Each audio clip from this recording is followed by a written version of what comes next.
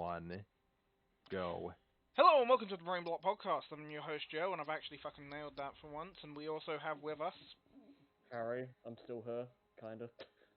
not in Jason, I'm a in body, person. not in spirit. I'm Jason, I'm a person. And I have not had a haircut in more than 5 months. Really? Bloody. Okay, to be fair, you can't blame current events on that one. Oh, right. Stop. If it were 3 months, you could. 5 months, that's your fault. Oh well. Well, maybe not everyone could have. No one really could have predicted this back then. Yeah, but you should probably still have a haircut every 2 months. Yeah, well, money's people, tight. well, that and some people's hair grows slower than others. To be fair, my hair Mine grows grows at a too ridiculous fast. rate. Yeah. And I hate it. Hello, kids. My name is ScrappyFan92. And he hasn't had a haircut in 5 months. Alright, we're talking about Spyro 2 today.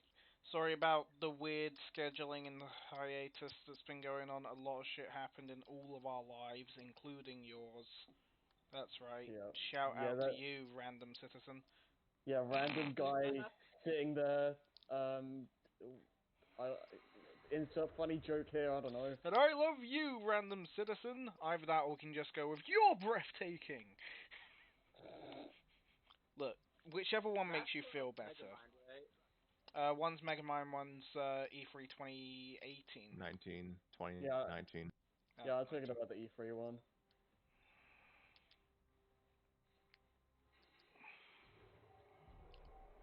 So how do you want to start this exactly? I mean, I was just hoping you guys would start and I can sit here and play XCOM. So it's just like Storytime Scrappy all over again, except you're being Harry in this case. That's why I Yeah. only showed up for one episode. I mean, I just need like a jumping point to go off of. Let's start with the actual beginning of the game. What do you guys think of that? Like, cutscene first level. Story of it. Okay, I wouldn't. I kind of I kind of want to hear like stuff from you guys because I know like this is your favorite Jason, and I don't know where you rank it overall, Scrappy, but I want to try my best not to hog all the spotlight here, so I kind of want you guys to talk first.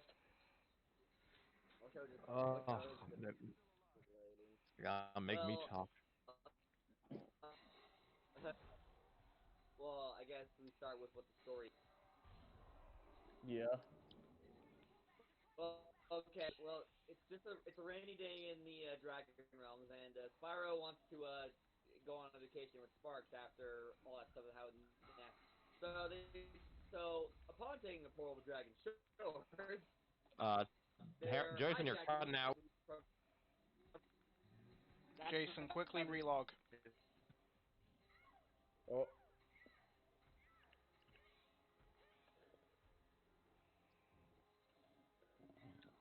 And he's dead.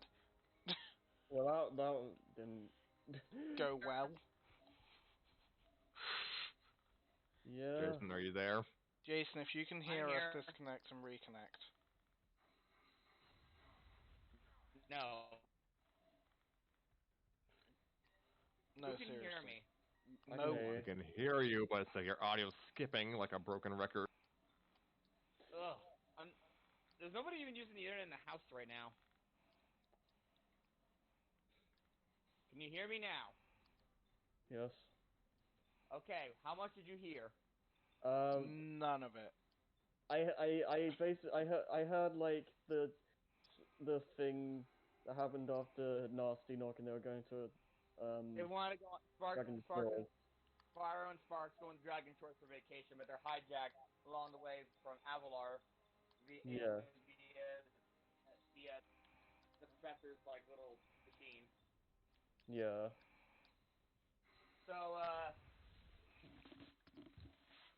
So, yeah, Ripto's a bad person. We gotta stop him so we can go, so we can actually have a vacation. Yeah. Pretty much. And pick up some Sailor Poon in the process. Oh gosh. What the hell? On. It's pretty much the Sailors are same the main. thing. Yeah, I think I made Sailors, that the male. comment in the. What I now? don't. What'd you Oh say, no, Jason? satyrs are the race, or males, aren't they? Pretty much like Mm. they're the same thing basically. Like you even see some other fawns in another level, even though they look more like goats than humans. I'm a fawn, you dork. Yeah, just don't think about it too hard. And don't Yeah. Google it. I'm also voiced by Cassandra Lee Morris in the Reignited, If you Yeah. Google it, check Wikipedia and no more. or or specify things. Yeah. Anyways, um, I like. Yeah, I kind of like how Spyro is actually introduced to the villain like, pretty quickly. I do You don't appreciate really get that. to Yeah. that. I love Oh my god. You're dying again. Spyro. For fuck's sake, I hate every. I mean, so do I. Am I alive? You're alive for Eh, now. Gravity talks so. Oh my god. I love Jason, could you technical repeat issues. that command? Speak.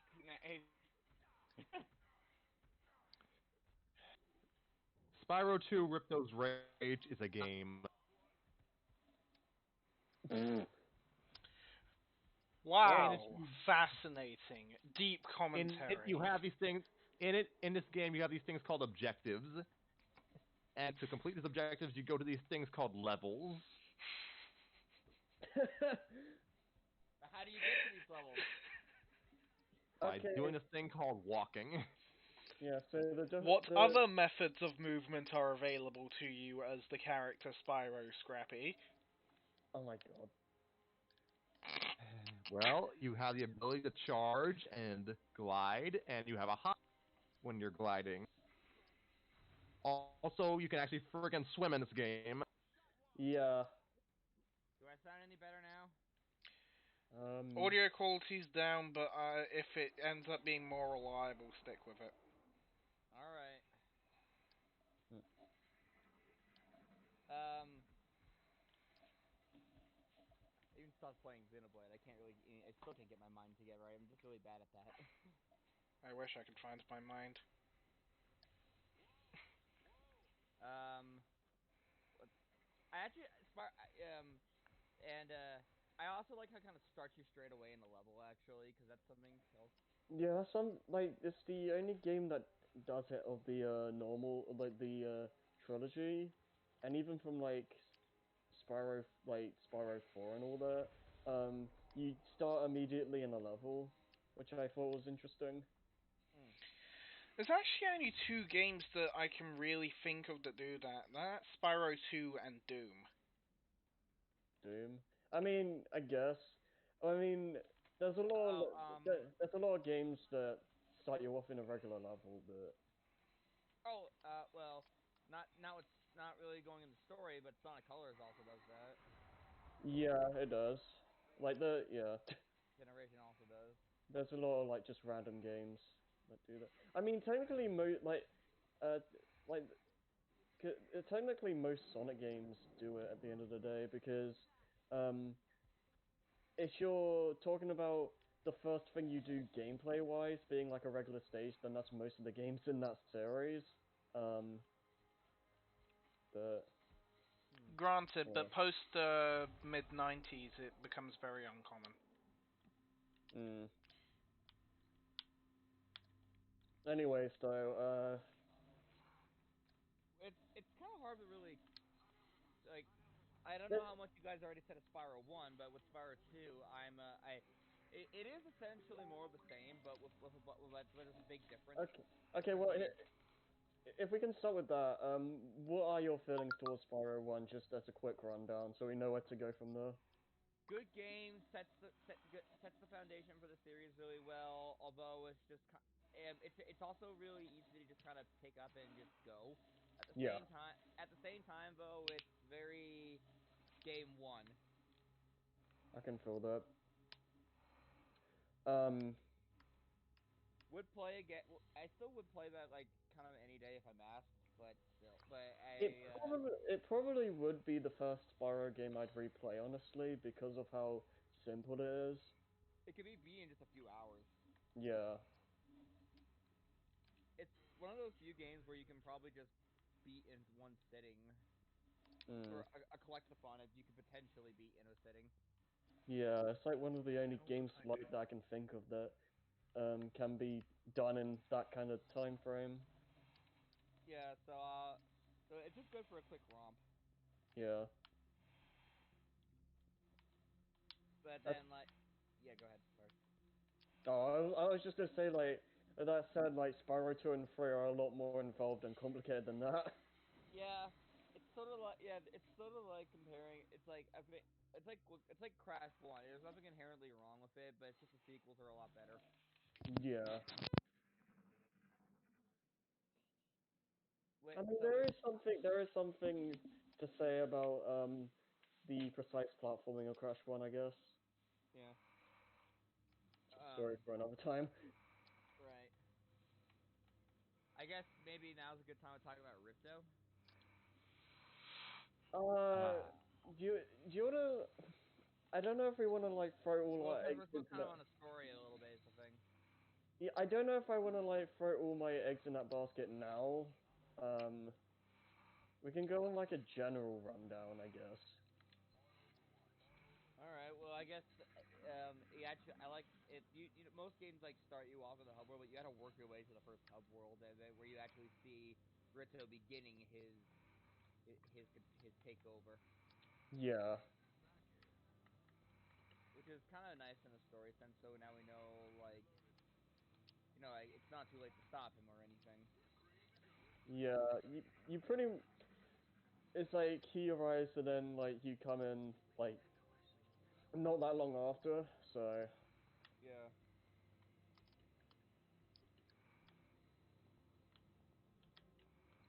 Sorry, I'm drinking Fine. Yeah, the first level of Spyro 2 proper is basically the European namesake, Glimmer. yeah, Yeah. It's Yeah. the Yeah. Yes, the most radical transformation from villain to good guy in My Little Pony. What? I don't know. he's I don't Oh, get it. referencing a character from those direct-to-video films, I think. Glimmer was from season 3 onward. No, 4 onward. Alright, then I'm thinking of what's her name, Sunset Shimmer. Oh, That's that's a the one. oh, Oh, I know where I got I was Glimmer from. oh. thinking that Glimmer's one too. of the main characters in frickin' He's talking about She-Ra. He's talking about Starlight Glimmer, I think. I am, and I got it confused with a character from She-Ra. Okay.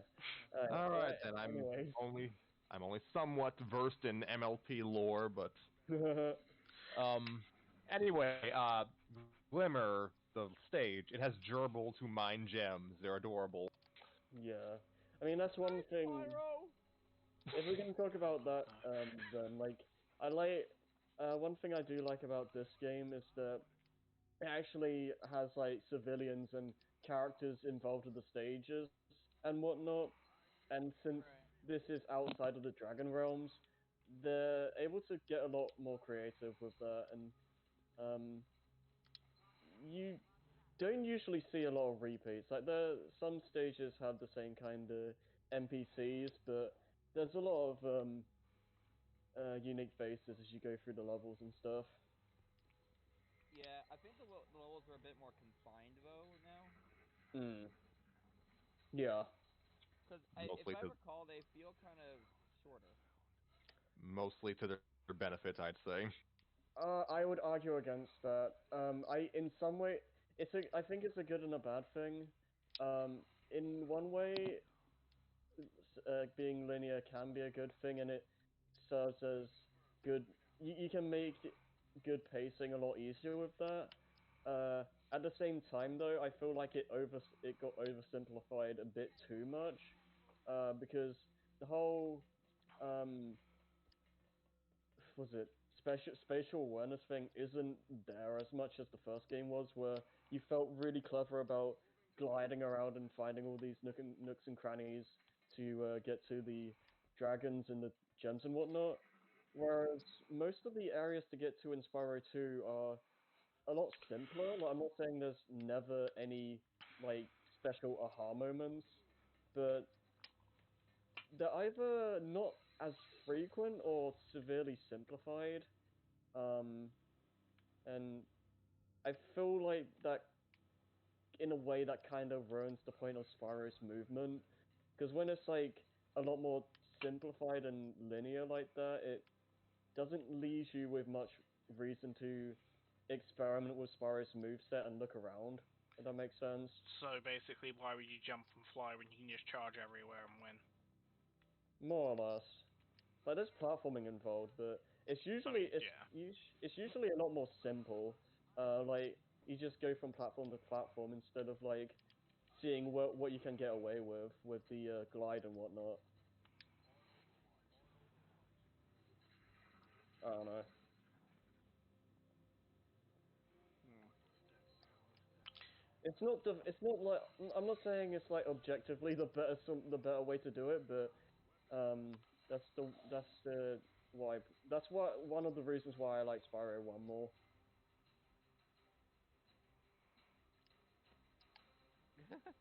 I have no facts or it's actual evidence. I have feelings, so I can't really argue against this.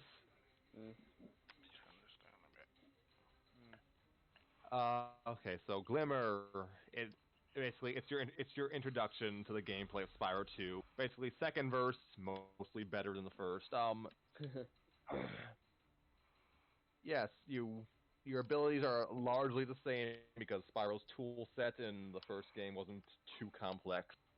Oh. Run, charge, brief fire, glide.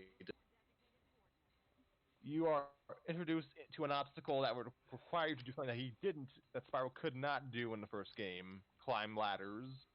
But you don't have that skill yet, so you can't do it in that level. And oh my god, the funny thing is that with the climbing ladders thing is that Spyro 4 actually gets more out of it than the trilogy does. Go. It's So for all of it, for all 9 levels of it. yeah, What do you like mean? Spyro 4's 2 levels long, including the hub world. God, Wait, what? no, don't worry about it. You can beat it that No, fast. not that. Not that. What you were saying earlier. What, me? Yeah, like Spyro 4. Yeah, because well, there's a whole like mini game based on the ladders thing, and I remember it being semi-frequent throughout the stages, whereas like it's not used that much in the trilogy, Oh.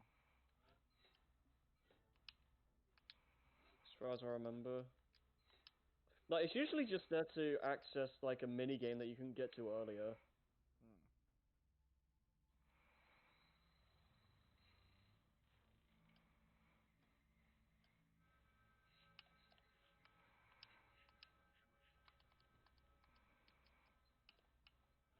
Yes, much talking.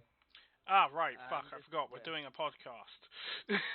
I can't say everything. There's a reason why I'm letting you guys like find time to talk. Yeah, because you need to breathe. That too, but I don't want to just say everything. I know. I'm trying to think of something else though. It's just like it's kind of hard to doing a podcast. A It's lot not harder than I easy. thought. Mm. I mean, we basically spoke about the beginning of the game. We talked about the collectibles. Yeah. Oh right, yeah, the collectibles. Actually, that's something. The we still have the gems to do, but instead of the dragons, we have the orbs this time, Yep. and there's also the talismans, but that's just more of a MacGuffin. That's a plot MacGuffin more than anything. Okay, I do not. I like the idea of the talismans, but I don't like how they're used. They're used. I'm sorry, they're actually used. That's it. That's exactly my point. It's like they make the whole big deal of like you need all the talismans to defeat Repto and all that, but you never really see what they do outside of oh Sparrow, you can now go down this hole to fight boss. Lol, okay. Well, you How? changed No, no, them. no, They no, no. changed the They banners. changed the banners. Great.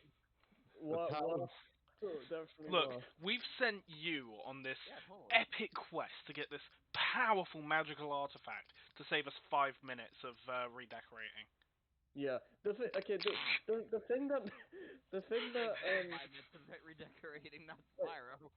like the talismans are I like the talismans like having like unique designs for all of them. Like that's cool. And like the concept is interesting. I like them and for that. But it brings up a bigger problem that I have with the actual game, and that's the pacing. Because like the way the game works is that you have to get all the talismans to get to the next world and all that. And that's fine in theory, but there's like a few levels in each world that you can't you can't 100% on your first go. You need to get like an ability from Moneybags in the like the following world. Um, and because you need to get all the talismans, that means you have to play some levels. Backtracking is required. Yes, it means you have to play some levels twice, and you can't really get around that, and that's just annoying. Like it, it's still the case in Spyro 3, but they do a few things to make it less annoying in that game. But uh, it would have been better, I think, if they just made the boss requirements like an orb count instead, because they do that for the Ripto fight. And if they just did that And if you've instead, been playing the game completely, you'll have more than enough orbs. yeah. And I feel like if you just had to get enough orbs, you could ignore the stages you have to backtrack for, and just get the required amount of orbs, and then get the ability you need, and then just go back to those levels. Um, and that would save like a lot of tedium, but the game's not designed like that, unfortunately. I mean, I played through Spyro 2 like over a period of like 7 days, and I was able to get through everything pretty peacefully. Like I, Well, that's because also we have hindsight and all that. Yeah. no, I didn't play it with hindsight. I played it more or less fresh. Like this was back in 2012. All Mm. right, Well, all right. Let me re-ask the question a bit. Did you remember that you needed the head by Fracture Hills before so you can do the thing with Hunter, or did you do the Alchemist first? I think a better question would be how much did you complete? I'm talking about just getting to Ripto. Like I had enough orbs from Well, being okay, thorough that I didn't need Okay, to we'll go even. back okay, to that that's conversation a little bit since he has a different mindset than us. okay. That's a different beast entirely though, because completing like getting to the final boss and 100%ing a collectathon are two completely different beasts. Yeah, Yeah, that's why I've never his done way it. is like whatever, that's fine. Yeah, like the get to Repto thing, like that's fine. There's nothing wrong. You can't really see anything wrong with the design as you play it like that. Right, Um, in that case, it's perfectly fine. yeah. It's like for us, like me, I can't play these games without getting everything. It's just not in my blood. Yeah. I did get everything. I just didn't do it all in one go. Oh, I Well, mean, you beat Ripto, then backtracked. Yeah, I mean, I mm, beat Ripto, and I had already gained enough orbs. I didn't even need to do the last set of levels from the final Well, part of the hub because I guess it. Okay, I'm a mm, little too thorough. okay, I get it now. Cause I mm. think it's more like with me and Harry. Our problem is as soon as we know we can clear it, we go back and clear it immediately. Cause Yeah, more or cause less. we have, yeah, cause we have to, cause like as soon as we enter Dragon Shore, as soon as the game's over, we have to make sure it's like step right in, like straight away. Yeah, I want Dragon Shores to be like the end, and I don't need to like do anything after that. I had Uh, it, yeah, I have done it before, where it's just like, Hmm. oh, I'll just get to the end, but I can't do that anymore. Yeah. I don't know, it's weird. It's like I prefer things to be efficient. I don't know. Right. I mean, Hmm. to be fair, you only have to backtrack like to one level, aim per world. No, it's usually more than that. There's more levels that are Oh wait, more because Glimmer and Turtle Beach in the Turtle Beach one. Glimmer to Turtle Beach and maybe another one I don't remember.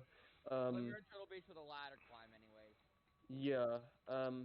And Fracture, then I think it's just Fracture Hills actually in World Two. no, Trash it's level. Trash the level. Fracture Hills and the Shady Oasis or whatever it's called. Oh yeah, okay, yeah. Shady Oasis is probably one of the worst examples of it. Yeah. There's like a couple levels in each world you have to backtrack for. Right, Um, right. Some better, some more tolerable to backtrack through than others, obviously. Fracture Hills, at least you can just like you don't even have to talk to the satyrs again. You can just rush straight to the alchemist and all that. yeah, my problem like I don't like by nature have a problem with backtracking, but the reason why I don't like it in Spyro is that it doesn't really add anything. Like it doesn't really serve much of a purpose rather than just kind of annoy you for a few minutes. And I I don't know. It just seems more there to hinder you. Fracture Hills is more or less either intentionally or otherwise is like a player trap. Yeah, Most Yeah, kids playing it will not know that they should just wait to gain an ability before they actually do the alchemist mission. yeah. Again, and we that's have hindsight. and that's another thing with the pacing. Like a lot of my issues kind of loop around together for Spyro 2. Was like the whole pacing with the weird backtracking issue, and then there's the fact that like the levels in the worlds themselves are completely whack. In the sense that the first world maybe you could like cut like one or two levels in there and place them somewhere else. But worlds 2 and 3 are just completely messed up in terms of like how many levels there are. Uh, Summer Plains has like Autumn Plains has way too many, and then Winter Tundra has like 5, and it just I feels bet really unbalanced. I think what they should have done is place one from Winter Tundra in World. It's not Winter Tundra in Autumn Forest. Yeah, Autumn Plains in Winter Tundra. Yeah, that's what I'm thinking. Um, Like if they yeah, I just could see that. like if they just place the two or so levels that have need the Fracture Hills actually would be good there. yeah, just put Fracture Hills and Shady Oasis in Winter Tundra. It would fix like a massive deal of problems. Yeah, like I mentioned, having enough orbs to just face Ripto right away when I by the time I got to the winter hub area, and I mean I probably still might have had enough if 2 levels had been pushed forward, but yeah, that could be one way to try.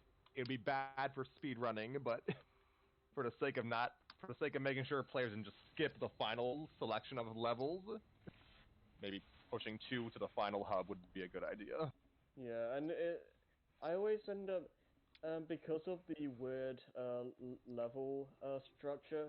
It makes me feel like Spyro 2 is a lot longer than it actually is, and it makes me just kind of get tired of the game fairly quickly because you're in one place for such a long time compared to the other games, and I just get exhausted for it.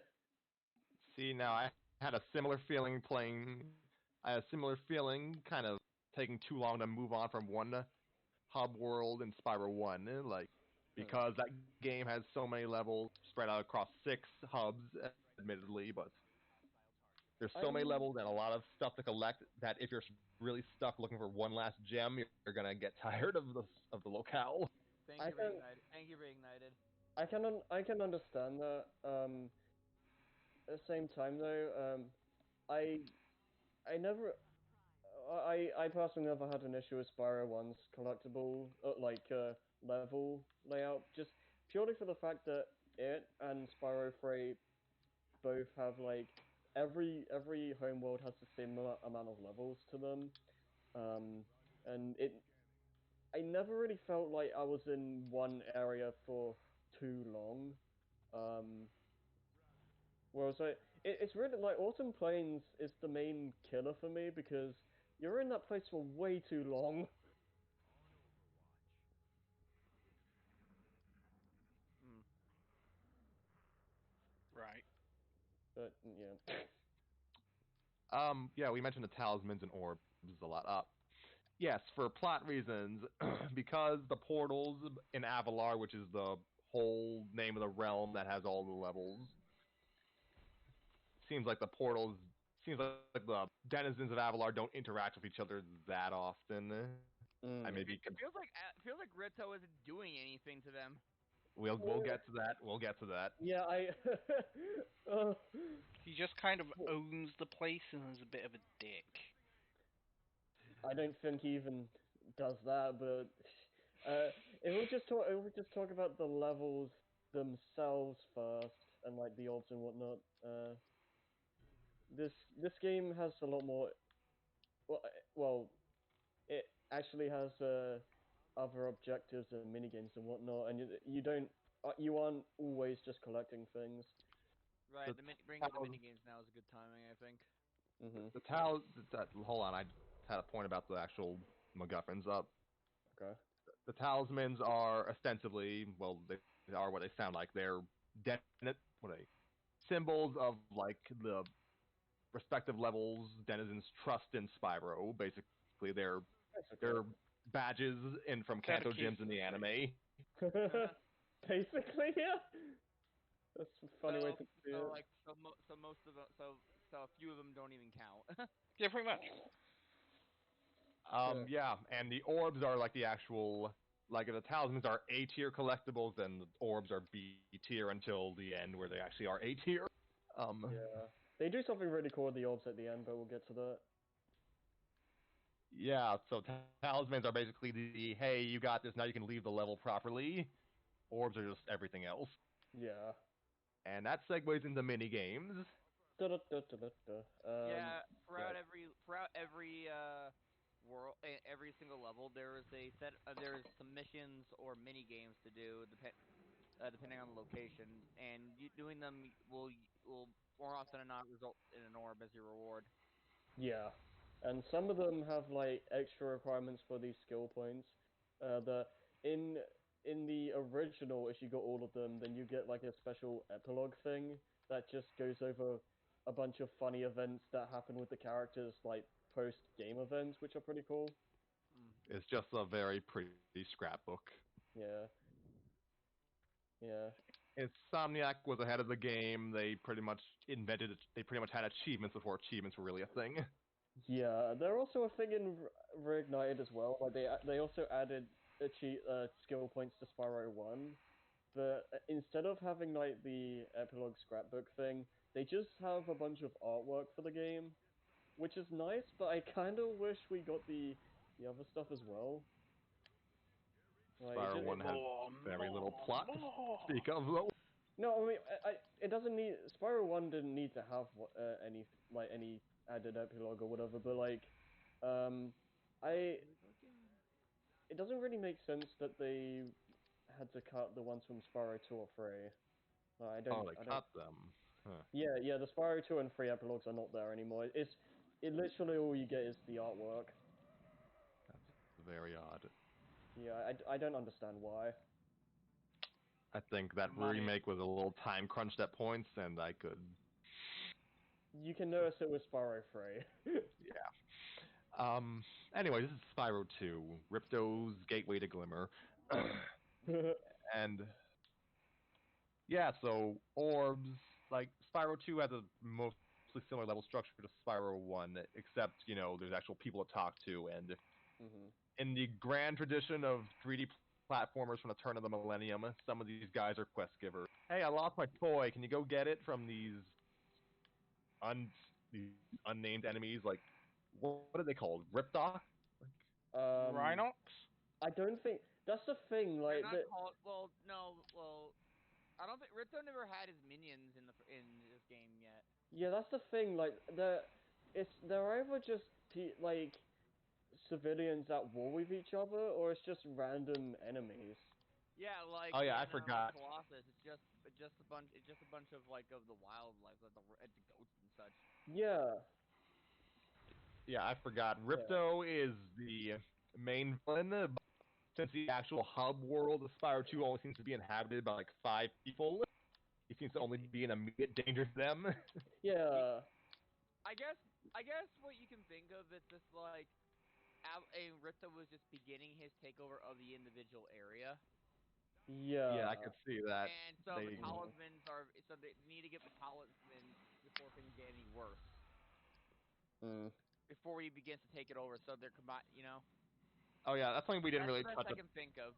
I feel like they should have done like something more with Ripto to show like what he's trying to do to like take his use his rule to take over Avalon and all that. That's something we didn't really touch upon. Ripto came into Avalar by accident. The professor, Yeah. and that's his name, just the professor. He's a mole. Mhm. He was experimenting with the portals, and he just kind of summoned Ripto and two Well, minions no, by mistake. blame Hunter for that. Blame Professor for not keeping Hunter away. To be fair, Um, definitely the professor's fault over Hunter's. oh yeah, Hunter. He's a thing Oh actually. yeah, Like that's We should probably talk more about the characters. right. Because I brought up the Avalar group, we didn't really talk about them much. yeah, Yeah. Spyro 2, unlike the first game, actually has a distinguished supporting cast. Yeah. Yeah. Yeah. Oh yeah, we have there's Laura as you mentioned, Hunter and the Professor. The Yeah. And Hunter everyone's favorite, Moneybags. yeah, and Moneybags, who you beat as early as first level as well. Yeah. And he's just as Um, much an asshole then as he is in the future. yeah. Yep. Hunter's an interesting case because he and the Professor do frequently show up in the levels, but Hunter more so. Yeah. Because they're all basically Hunter is kind of like a mini rival to Spyro at this point. Yeah, I always got the impression that you kind of need to have Spyro kind of earn Hunter's trust in a sense. Otherwise, holding back the orbs. I mean, there's Yeah, that, and Hunter. then there's the whole point. Like, I feel like it's more pronounced in the Reignite trilogy that he doesn't really trust Spyro at the beginning. Which is fair, he's a dragon, he's not seen a dragon before. What the fuck is a dragon? A dragon is like Ripto's species, but with wings. Like, what is Yeah, Ripto exactly? A thing. yeah, A Muppet. yeah, and Yeah, then I'd believe it. Frickin' Kermit sent his agent of darkness to overtake the Spyro universe. Yeah, I yeah, mean he figured out the plot. I mean, anyone who No, but didn't think Kermit was evil was just clearly wrong. yeah, I guess he's just more of a sorcerer. I guess. Kermit was Sorcerer the lizard. secret power behind Mickey Well, all I along. mean, like Mickey's just the front man. he does magic with the scepter and all that. Yeah, yeah. Ripto's some kind of sorcerer lizard dinosaur thing. Like the thing of Ripto is that there's like you don't really know a lot about him. He Um, hates dragons. He just That's came in. He hates yeah, dragons. that's the Stop. problem. That's He the wants to take over problem. the world. It's like he His hates dragons, but like why? Why? Like his two least favorite animes are Dragon Ball and Dragon Maid. Well, that's why. So oh. clearly he must be stopped. nice. Who could possibly dislike If he Toru? says if he says he hates something like Little Witch, then I'm pulling out the shotgun. Huh. None. Little Witch 'Cause is the his favorite show. thing, It's where he got his I'll believe it inspiration. when he says it. oh wow. But like the thing is like I want to know more about like where is he from, like what happened to make him want to hate dragons, because he Where did he can't be come from the from? Where did he go? like he can't be from like the regular dragon realms, because he like um Sparrow doesn't know him, and like Spyro doesn't really know dick all though. Well, the thing He's with that, young. the thing with that though is like, um, I don't know where I'm going with this, but Jupiter. I feel like he must have been from another world that just happens to have dragons there as there as well, similar to the Forgotten Worlds in Spyro 3, and I feel like that should have been explored more, maybe in a future game. In the Spyro, the pretty much the one consistent thing across all the Spyro games in the classic continuity is that the dragons are pretty good at magic casting themselves. So even if Ripto never saw one personally, he could have just studied on them and like known that they were powerful enough to probably stop him. Maybe he was originally from the Actually, Forgotten Worlds. wait a minute. I just remembered something. Mhm. I think Ritza might actually be from the Forgotten Worlds. It makes sense. That would that no, that actually makes sense because I remember in when Spyro 4 is like remember he said like where he found Gulp Gulp in Molten Crater. yeah, and that's in the first homeworld. Yeah, that actually makes sense.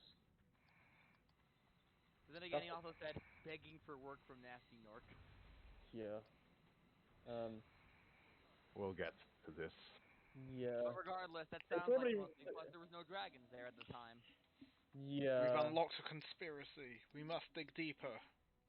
He Yeah, probably had the sorceress in the way, so we couldn't do anything. The Earth was yeah, I flat can all believe along. that. I can believe that. Yeah, yeah, yeah. I don't know if they'll ever like touch on this, but And probably at not. this point, I just speculation, but still. I feel like that would make a lot of sense though.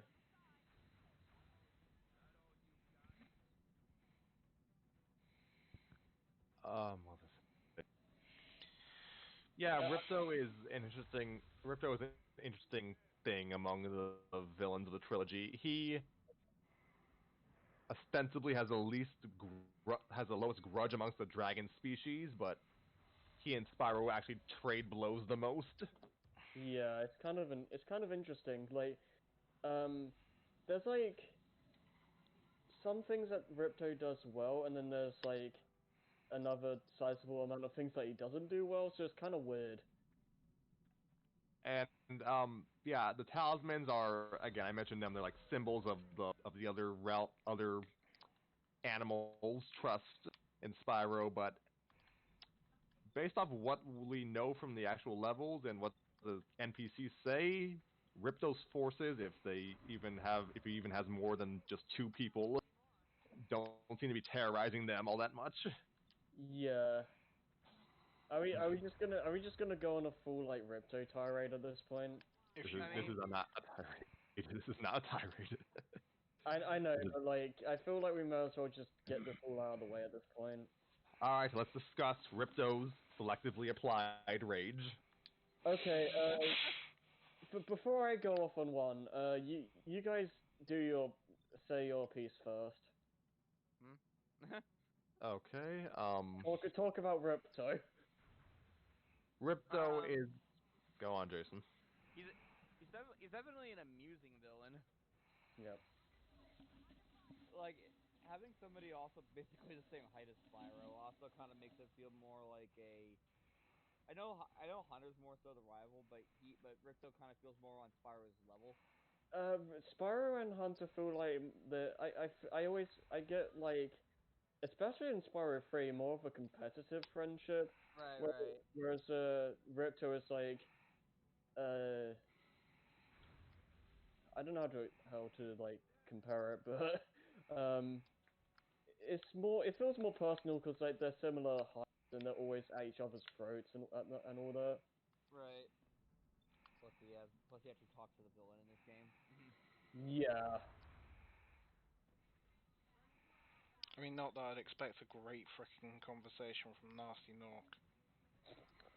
Where's Nasty Dog? I'm going after him. I think the most he said is "you're toast." Haha. Yeah. Actually, I That's think that was yeah. every line of dialogue. Very. What was I gonna say? Spyro two. um, I'm not. I'm trying because like I know we're still talking about Ritz, but I'm trying not to talk about the final boss. Yeah, we can talk about the bosses later. I'm just thinking. I'm just Yeah. like talking about Ripto as like a character. Um, I still think he is probably the Spyro villain at the end of the day. Yeah, I can agree with that. He's he's the most entertaining. He's the most entertaining, and I feel like Oh crap. he could have more of a presence than any other villain at this, you know. Yeah, and it's funnily enough, it's been done in another game. I mean, Yeah. as far as I'm concerned, he is the Spyro villain, and all the developers who came after Insomniac apparently agreed. Mm. Yeah, kind of makes you a little surprised that they didn't do more with Spyro and like TTR and Battlefield, where they didn't add like Ripto and all that. Mm. I mean, Nasty Nork is good, but still. Yeah, I always thought it was weird that they brought Nasty Knockable villains. They got Like, Spyro, Hunter, and Nasty Nork, and I like how like, Nasty Nork was like a lightweight. yeah, that makes no sense. The armor's just for Anyway, show. he's been working out. He's been getting thinner. Clearly. I mean, he doesn't want to be called ugly anymore, so. Ugly. Spyro. Stop it! Yeah, Ripto, he is an immediate threat to like the hub world denizens. It's just that the game, at least from what I can remember from Harry's playthrough back in 2018, the game doesn't really communicate whether he's directing all the enemy characters in the actual levels proper. Like, Yeah, that's the thing with Spyro 2 that annoys me is that it's so close to getting Ripto right because like you have the homeworld cutscenes and they're like he's like screwing with the main cast and all that, but that's like the to the extent of what he does. Like we're talking about the levels themselves, and they never mention Ripto by name, and it's usually just something going wrong with the citizens themselves, and it's just I like to think that everyone's still aware of Ripto and all that because at the yeah Glimmer, at least at the Glimmer, there has to be a reason why they're giving him the talismans. yeah they're giving him a talisman because Spyro's just, he's basically helping just them with such their... a They're giving rad you the dude. treasure of their world. Um, yeah, I guess on the topic of the worlds themselves, one thing that Spyro 2 did to kind of give them their own personality was have little cutscenes Oh yeah. when yeah you enter the level, you get a cutscene showing the denizens usually doing something funny or getting terrorized by an enemy character or like It's killing got each other by issue going mistake. on. there's a lot of unnecessary deaths in these cutscenes. And yeah, when you leave a level after you do the talisman stuff, you get an end cutscene. Usually the level piece has been restored to the level usually. Hmm. Or And around. the recurring thing is that a lot of citizens are kind of assholes. There's Yeah. a lot of comedic sociopathy in these levels, and you can see this is kind of where Ratchet and Clank came from.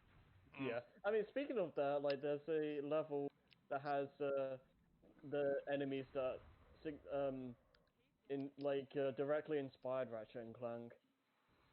Are you talking about Metropolis? No, I think it's like Hurricos or something. Like it's the enemies that's like a giant orange guy and then there's just like a robot. Oh. Yeah, those two guys. Those enemies inspired Ratchet and Clank. Okay. Yeah, the I think one of them the actually is in Ratchet and Clank in robot form by description Maybe. on the Okay. tree cutting level. I was gonna say, yeah, there were. I was gonna say, yeah, the citizens are just they have their own problems. So Yeah. like they honestly, Ripto probably should just wait it out because they'd Yeah. probably kill each other if they got the chance. Like, I like to still Yeah. imagine that Ripto hasn't. The reason why Ripto himself isn't involved in the main levels because think about like as soon as like Spyro arrived in the first world, that then basically it's too soon for Ripto's influence to begin on the main levels. Yeah. it was like Ripto's arrival was an impromptu invasion, and Spyro basically kind of put a stop to it before it really began. Plus, Yeah. it really was just him crushing gold because like Yeah. it's like if Crush was able to go back, they might have had more troops to do stuff. Yeah, that's it. Yeah, I can see that. The problem that with Ripto and Sparrow 2 is the fact that he doesn't really have an army, or like like why, like there's no, he doesn't really have much of a incentive to do it besides just, I'm the bad guy, let's take over this place.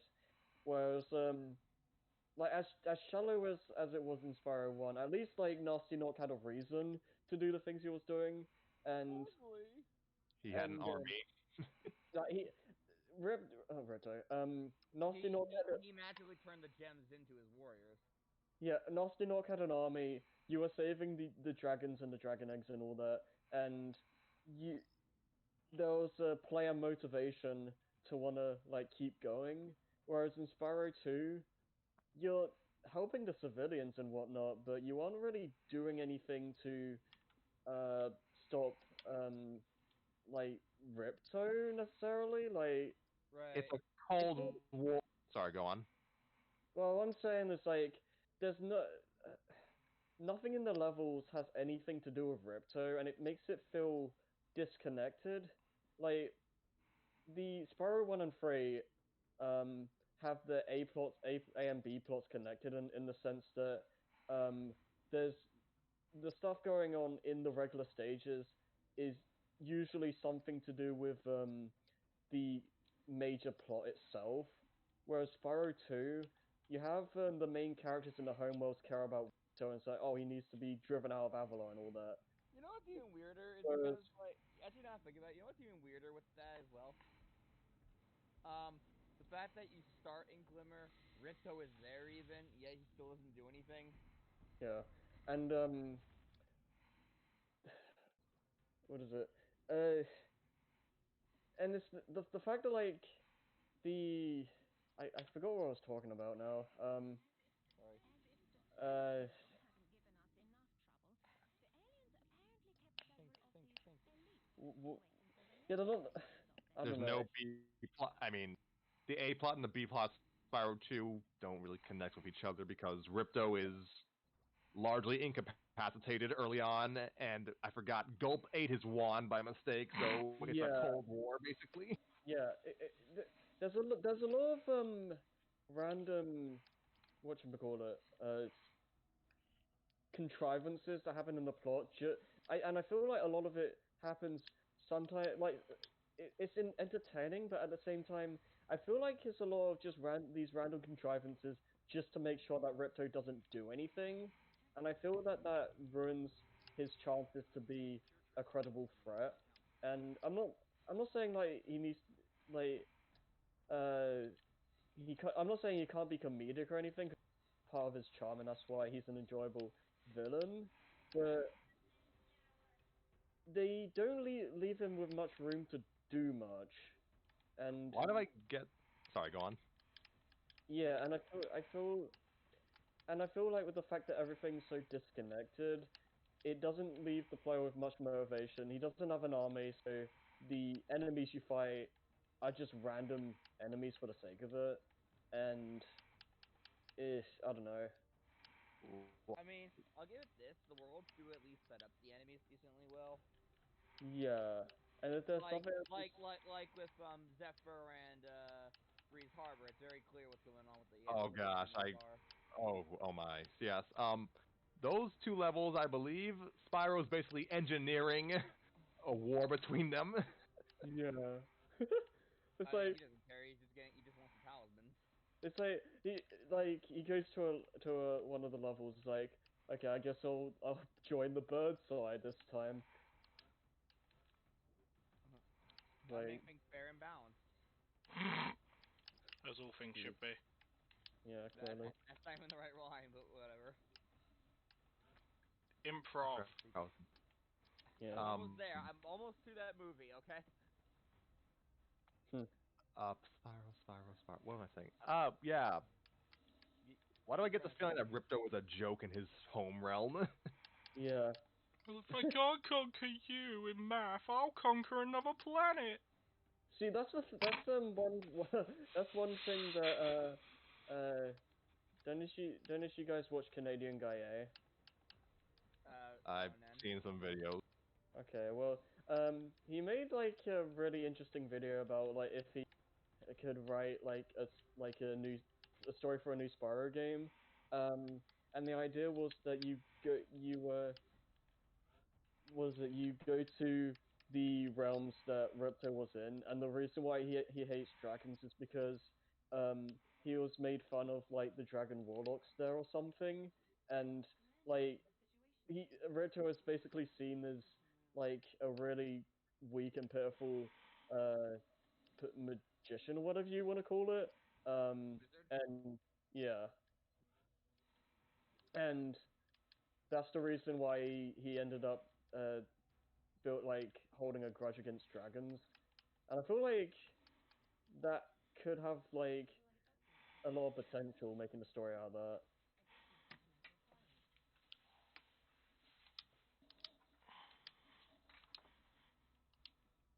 You know what's weird? Actually, the more I think about it, Mm.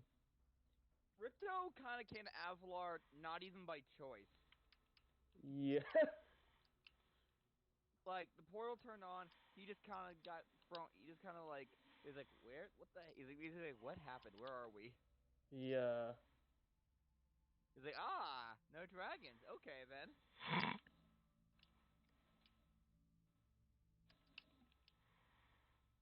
Yeah. And again, it's a lot of Man, a he's some lot of Saturday morning villain at this point.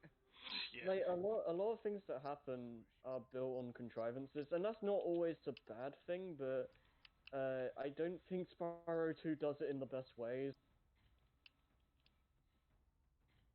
Hmm. I could agree. Yeah. Like, it's not automatically bad if something's contrived, but um, you I know. want to point out, by the way, just I'm very much aware of all of these errors and all that with the story and all that, but even Mhm. though Spyro 2 is still my favorite. I mean, that's fine. I'll say this much. There's a lot I do like about Spyro 2, and it's well made. And out of all the games in the series, it probably does world building the best. And again, Ricto is the most entertaining villain. Um, and I feel like Spyro yeah. 2 also can be just long enough. Hmm. Like that's a 2 days. As long as you can, it's like your two or three sittings is probably the most that you need to finish the game. Yeah. Yeah. Oh, Because sorry, I've just noticed I something, mean, I was able to beat the reunited version in just a day. Jason. What? Alright, so apparently last episode someone followed us and I didn't notice, so thank you Twitch Willy Use for following us. oh, cool. Hi. Thanks. Last Hello and thank episode. you. We appreciate the support. Thank you for supporting these numbs. Yee boy. Yeah. Yeah. Even though it's personally my least favorite, I get why people uh consider it their favorites. And yeah, it's eh. It's always interesting with like eh, Sounds like you're how about to like implode. seeing different views on it. Like I still like as much as I still think I will say Spyro 3 is still the better game in my opinion. Hmm. Like in a lot of ways, but I still feel like I can just come back to Spyro 2 more often.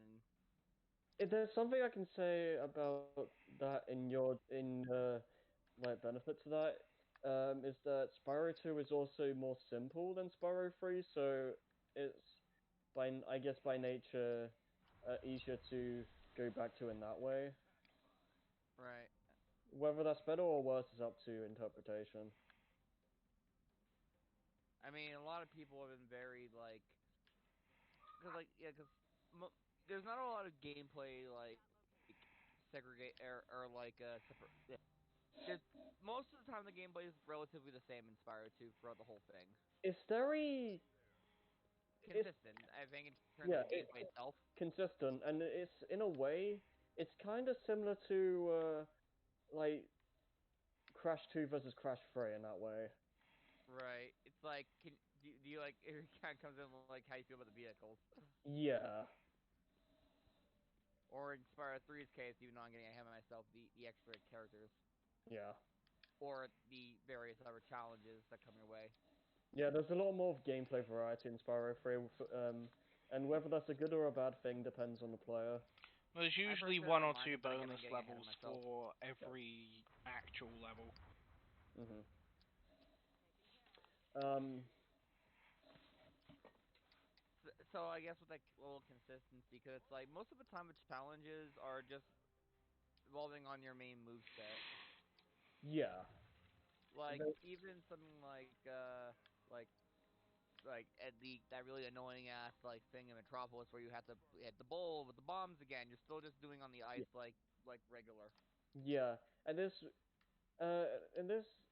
one thing I will say about Spyro 2 is that, um, with some glaring exceptions, I don't feel that there's much in the game that's too difficult or like too like crazy to get through.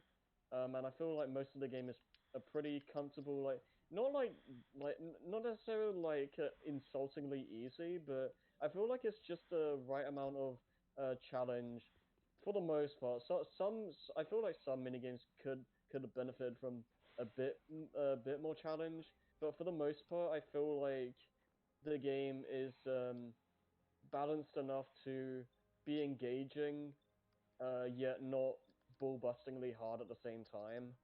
Right. We don't need Bentley boxing. That's hard for the wrong reasons, but I'll get to that.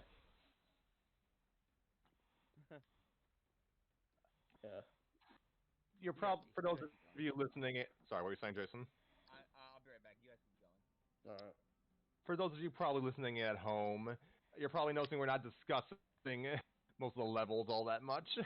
right. Yeah, I was gonna mention now. I feel like we should change that.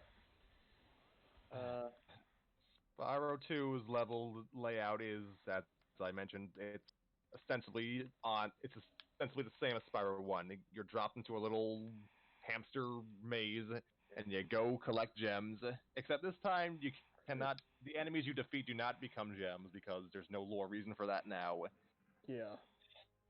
Instead, upon defeat, the enemies will basically release their spirits, and that's a gameplay mechanic. Yeah, and this system, I get why it's a thing, but I don't like it. Mainly for the fact that it makes the backtracking thing I mentioned earlier more of a hassle than it needs to be. Because sometimes you can just ignore the enemies on your second run, but there are times when you have to kill a decent amount of enemies to get like the power up gates working again. And in some case, like Shady Oasis's case specifically, that forces you to do like go through the whole main route of the stage twice if you want to like 100% the game, and I feel like that's just unnecessary. Yes, you have to go around the world releasing people's spirits from their Yeah. mortal cores, also known as genocide. Yeah. To be fair, they start attacking you. Yeah, and that's not an excuse for murder. That's an excuse for incapacitation. It's called self-defense. No, self-defense is when you remove someone's arm so that they can't possibly hit you anymore. Murder is okay. Let's not think about that statement too hard, They okay? attack you. Murder is when you kill people. That's called self-defense. We are not we are not getting into standard ground laws of the dragons, okay? Not the time. Again, they're attacking you that in first. Ergo, it's self-defense. Yeah, we'll just go with In that. fact, they even begin their attack animation even before they see you. Yeah. This is a fantasy game, and we are going to treat it as such. Spyro defeats the enemies and gets the spirits, and that Harry There's probably no talked about killing this, and I inside the safe zone. Harry probably just discussed this, and I think I zoned out. Yeah. So when you defeat an enemy, their spirits emerge, and well, the game actually keeps track of how many spirits you have. Hello, Xavier.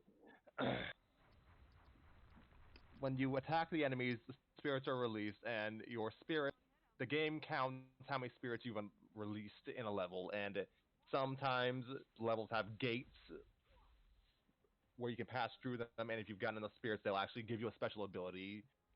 So yeah, that's because that makes sense. Mhm. Um, Largely, it's fine, although yeah, it does kind of force players to go out and hunt every enemy down if they just to do one side mission. Um, in Yeah.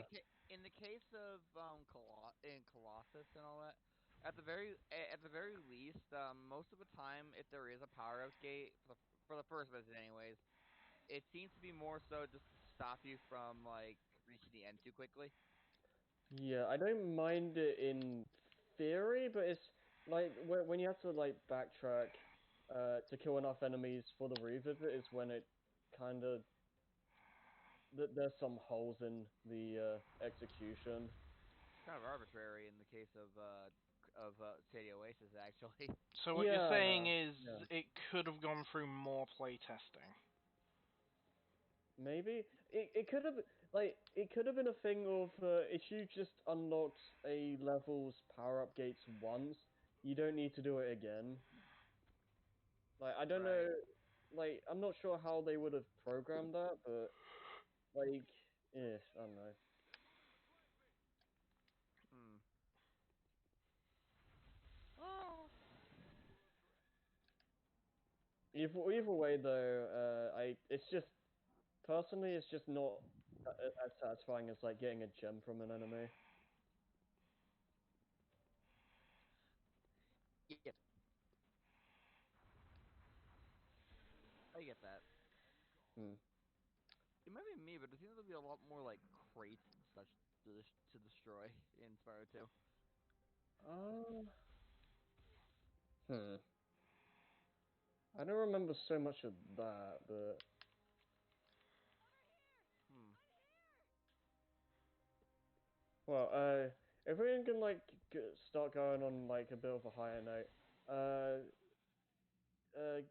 can you like go off on one and explain like what you like about Spyro 2 so much? Me? Yeah. Yeah. I think it's just more so how like I feel like yeah. Well, you mentioned a moment ago how like it's the consistency of it all. So there's no fluff. Yeah. You can just go on from it's easy just to kind of just sit down and play the game, know what you're getting into almost every single time. Mhm. Like there's no like you don't have to deal with anything like the skateboard, for example. Right. It's it's just platforming stuff. So it's and it's yeah. It could be to its benefit or detriment depending on how you are. Seeing how like it could be a little bit too Spyro one-y, I guess, if you will. Mhm. But I don't know. I guess someone who's played the original like game so much, I guess I just prefer the more consistency. The consistency. It's probably why I also prefer uh, Crash 2 over Crash 3. Okay. Yeah, I can get that. Because Oh. I like everything's much. It's like because the only time that things deviate in Crash 2 is mainly just yeah, it's mainly just polar and Jetpack. yeah. Yeah, I can get that. And then that really weird like throwing Wumpa Fruit at engine. Yeah. But I digress.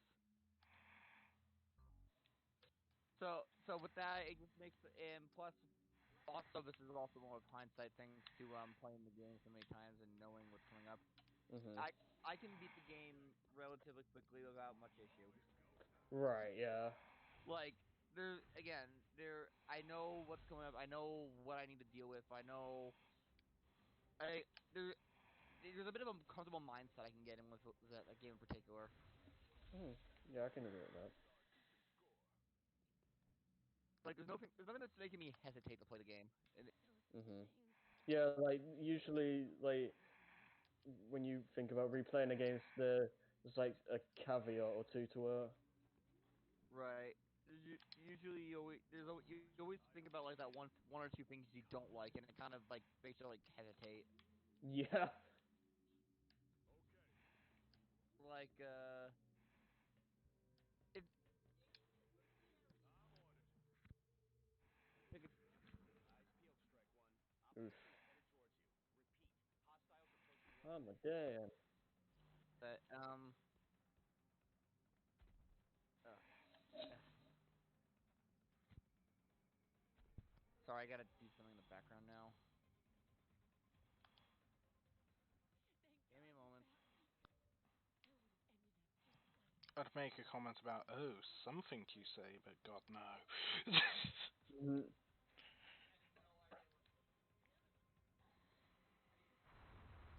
Yeah, somehow I developed this thing called a filter. I wish I didn't. It makes me more boring. Um. Until Jason gets back, what are some stray thoughts you have on Sparrow 2 levels? Like either of you? I've played two of them. Oh, The first one and the hub world. okay. What do you think of level 1? What do I think of level 1? I think I've just fucked something up in this game. I am lucky that that happened and sorry. No. Right, level 1. There's actually quite a lot you can do in it if you explore. I tried to push it to its limits and tried to complete everything early. I think you can if you like glitch it. Not even necessarily glitching, just some really tricky jumps Yeah. that I can't pull off. But I fucking tried. I think I spoke to someone I shouldn't have, and I think it was congratulations on climbing the wall or something. Yeah. And that's about as far as I got with breaking the game. Nice. And there was a shit ton of flying around with the magic gate and trying to do whatever it is they were trying to tell me to do that I didn't actually listen to them to, and whatever it is. It also told me it was not a fever dream. Spyro 2 existed, and that's the Spyro that it was that I remember playing for 5 goddamn seconds. How are you, Scrappy?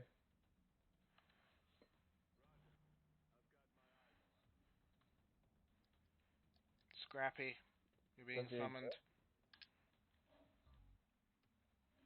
Also, why was Xavier here? I'm not sure. Hmm. Oh, Scrappy's a mute. Scrappy, unmute yourself. Your voice is mandatory. How dare you not speak? Oblige me. You fucking heard me.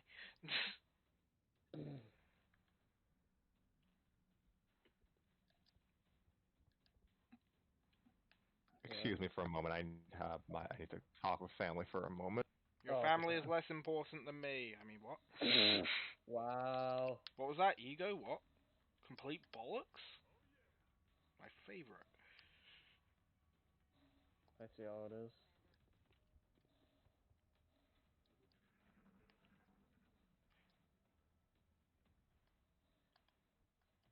You see how what is? Your priorities. Yeah, me. And then everything else in varying degrees of order. And then I'm pretty sure that should be most people's priorities. Yeah. Considering your priorities don't matter if something is above you and that results in you not being capable of accounting for all of your other priorities. Though Oh, granted, that's goodness. more so self-preservation than I am the literal figure of God reborn. Not saying I'm not. I'm not saying I'm immortal. But I haven't seen myself die yet. I'm not saying I'm immortal, but I'm also saying that I'm immortal.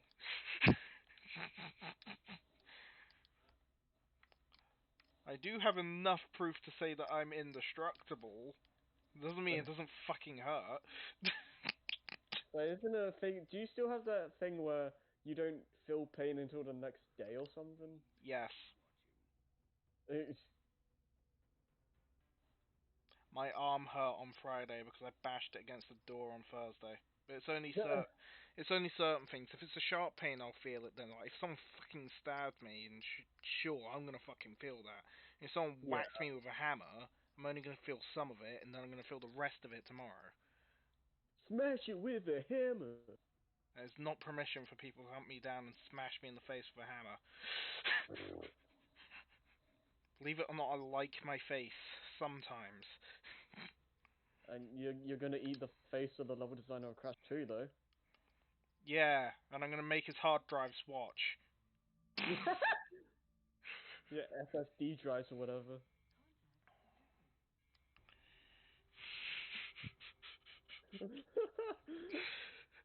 Good lord. Solid state drives. They're gonna make the PlayStation so good.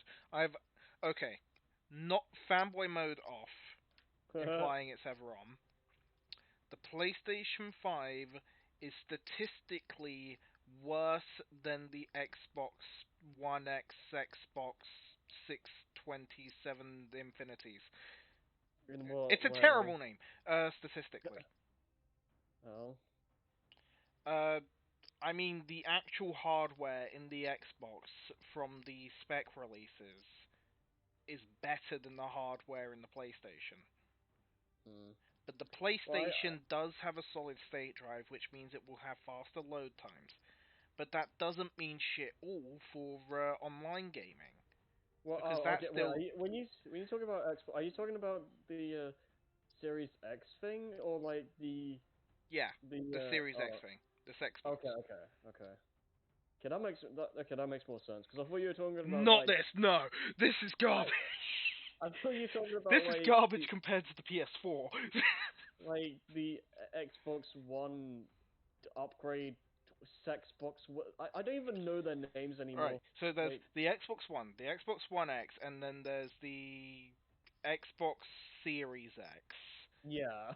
What No, are it these is names? not going to market well. Yes, people are going to buy their children Xbox One X's around Christmas, assuming people can leave their fucking house or there's enough online stock, and because they're going to get fucking confused. And they're Like, going to are think, they well, this trying? one's cheaper and it's the same name, isn't it? It's going to cause fucking havoc. Hi, Like, Wii U. How you doing? yeah, Yeah, like what? it's the Did same. they? It's going to happen again. What did they? Did they not see what happened to the Wii U? Like, Nah, they did a uh, Principal Seymour and stuck their fingers in their ears and did the la la noise and pretended that truth didn't exist. like as stupid as it would have been, it would have made more sense to just call Okay, it. hi. It would have made a lot more sense to just call it Xbox Two. Like, here's the thing. There's a name on the back burner that people have wanted for ages. You could have called it the Xbox 720. Yeah, that too. Here's the thing. After all the bullshit that happened with the Xbox One at launch, which led to a lot of Xbox 360 players moving to the PS4, Hmm. that What would happened actually bring some of your audience back because it would bring faith and hope back into the brand. Wait, what Yeah. happened with the one?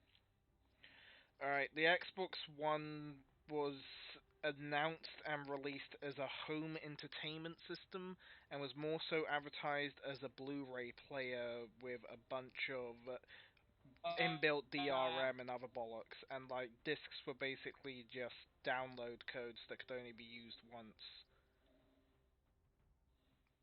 Evidently that didn't happen,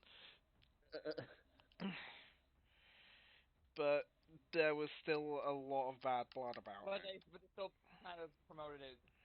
They promoted it as one thing and then they changed it too late. Hmm. Uh, so so PS4. That's why PS4 sales were so good. Yeah, yeah, because like during the PS4 announcement, they were basically just it was basically a dick measuring contest where it's like, oh, you know that those things that Xbox aren't doing, we're doing it. Cheer for us, yeah. I think they actually just like here's the thing: Xbox went, and then PlayStation, regardless of what they had in the first place, said we're not Xbox, and everyone was like, "Fucking amazing!" And like, Pretty bruh. much. And hence that freaking meme came out. It's like, Xbox is down! Xbox is down! PlayStation has him on the ropes! Someone call an ambulance! Wii U, Wii U. Yeah, yeah, I remember that. For me, That was hilarious. you. You. The thing is, the Wii U is actually the first console I bought with my own money. I think the Switch might have been that for me. The Switch was the first console I bought with my own paycheck. There's a Right. difference. I mean, wait, what? I got my own paycheck with my new. Yeah, what? I think he's being abducted by aliens, or he's talking with a backwards filter. New 3S. Oh, okay. I figured that's what you were saying, but I had no idea. Anyways, My first portable console I bought with my own money was the 2DS. mm, yeah, yeah. The first console, yeah, the Switch was the first one I bought. Like, um, just in general. Mm. I don't know. I don't know if I'm gonna get the new systems at launch. It really depends. I want to get the new Xbox because every Xbox game is going to run on it from the original Xbox, so I don't have to get a whole new library. Plus, I want 4K Cyberpunk. And yes, I know I can get 4K Cyberpunk on my freaking PC with my 260, which I don't fucking have because I can't freaking mortgage my house that I don't have to get a graphics card. Yeah. My thing is like if Or a PS4. if like one of the systems gets like a handful of not even like a handful, like if it just has like a major heavy hitter uh like Breath of like the Wild did for yeah, so like or like if PS5 got like the next Crash game and it wasn't available for previous systems, or it was like the Adventure remix or something to that extreme, then I probably would get them day one. Well, But if then you'd not, probably be looking at the PS5, assuming that unlikely event ever happened. yeah. But like if that doesn't happen, then I'm pretty content just waiting. Mm. It really, again, it just really depends on what the launch lineup is like. We do have podcast topics for when all of the information is out, however they Mm, end up presenting it considering current events. yeah. But outside of that, we don't know what's going to be happening with that. I'm just kind of worried about how expensive they'll be. Because like they keep they're talking about how crazy how crazy the technology is and all that, and how That far can doesn't help in regards to a budget. yeah, it's like how far can they go without being like consumer friendly with the price? Because that happened with the PS3 and it didn't work. It almost happened again with this console generation. Yeah. I mean, now they're selling these consoles at retarded profit. Apologies for the word, but think about it. You've got 2013 technology that's being mass-produced in China to this day, plus refinements and the fact that no one particularly wants the equipment that's going into them, and they Mm. are still being produced. And you think they're probably producing these at maybe an equivalent of £50 a pop. and then selling them Yeah. at still 200-ish. What the fuck did I just witness? By the way, aren't we talking about Spyro? I'm kind of just waiting. Oh, yeah, we were just basically just waiting on you guys. Well, 'Cause, I'm still stuck doing my thing because my mom's making me look for my name for the dog to, like, a leash, and I can't find it anywhere. oh, because I don't know where I don't. Well, Scrappy's talking to his family or something, and Let's just consider this a short break to talk about whatever. Intermission. Yeah, sure. You yeah. never see it coming. Oh Okay, my. this is a question then. Hopefully, Do you guys wait? What? hopefully this is an answer. Okay. Do you guys like plan to get the new consoles like when I they launch, or are you gonna wait? not I not whether actually. they Sorry. launch, but Hmm? I'll get the PS5, but I'm not sure directly at launch. Okay. I want to get the Xbox 720, 360, Infinity, Suck My Xbox. Dixie. Uh, it's an awful name! I'm never gonna like any whenever someone's gonna Xbox. like so Hey if mom, I someone want a Xbox. yeah seriously It's an it's like egg box. It's an empty egg box with just 360 written on it. yeah I mean again for me it all comes down to what's at launch. Oh, here's the thing. He said the line. Ah. No. Ah, What I am about to articulate is. Humana. Okay. Oh Mm. my god, no. I have enough reason already with my existing library plus things that I know that will be out at launch for me to get the console. Right, that's fair.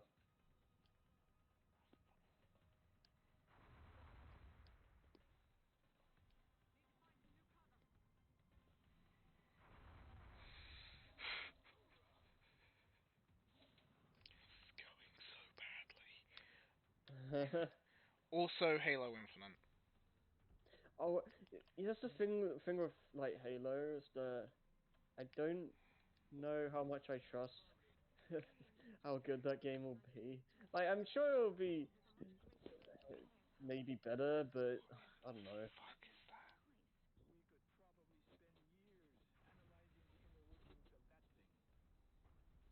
Ugh, I can't find it. Search around this goddamn like room for That like doesn't need any remixing. Hmm.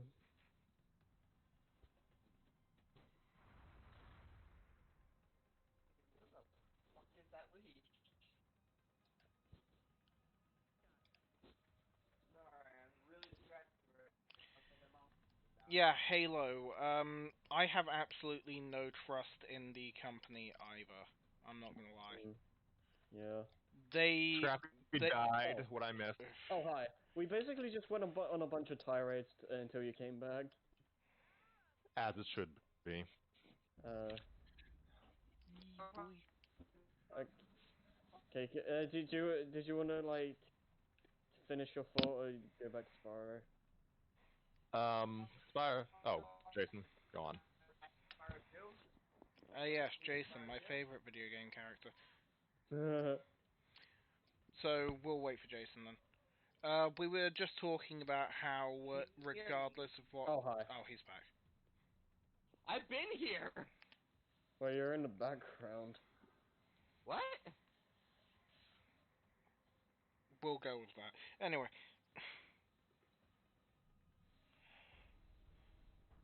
I like Spyro 2, honestly. It's just consistent. I like the consist. I like the.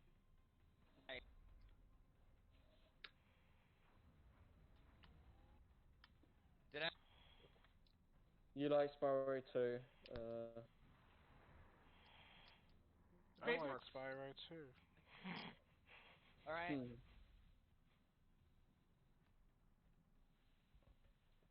Just all right. Well, Sorry, we're getting some technical I issues. Things are just kind of a bit fucked. let's just say, let's just take what I said before and call it. All right. Okay. Yeah. Pretty much. Um, I was gonna say like we haven't really talked too much about individual levels, and like I was waiting for Scrappy to if he had like something to say about that. The individual levels themselves, Yeah. well, they're pretty. Like, um, this is the oddest thing for me. I think there always standout levels in these games, but I think it's weird. It's weird to say. Like, I just have difficulty remembering individual spiral levels sometimes. That's fair. Like I enjoy them a lot in the moment, but like when I stop to think about it, like they kind of pass me by. Like I don't remember a lot of them offhand. I can like remember the general locales, the NPCs, some of the Right. mini games. Names that I have a hard time remembering. Hmm. Like I have a better memory of what they were now than before, but Right. I mean, it doesn't help that I first played the trilogy in like 2014, maybe. actually, I So, think I should also mention that. I think I've already said this, but I do also have a bit of a nostalgia bias. right. Because Spyro 2 was the first one I played, or at least the very first one I remember. Okay, that's fair.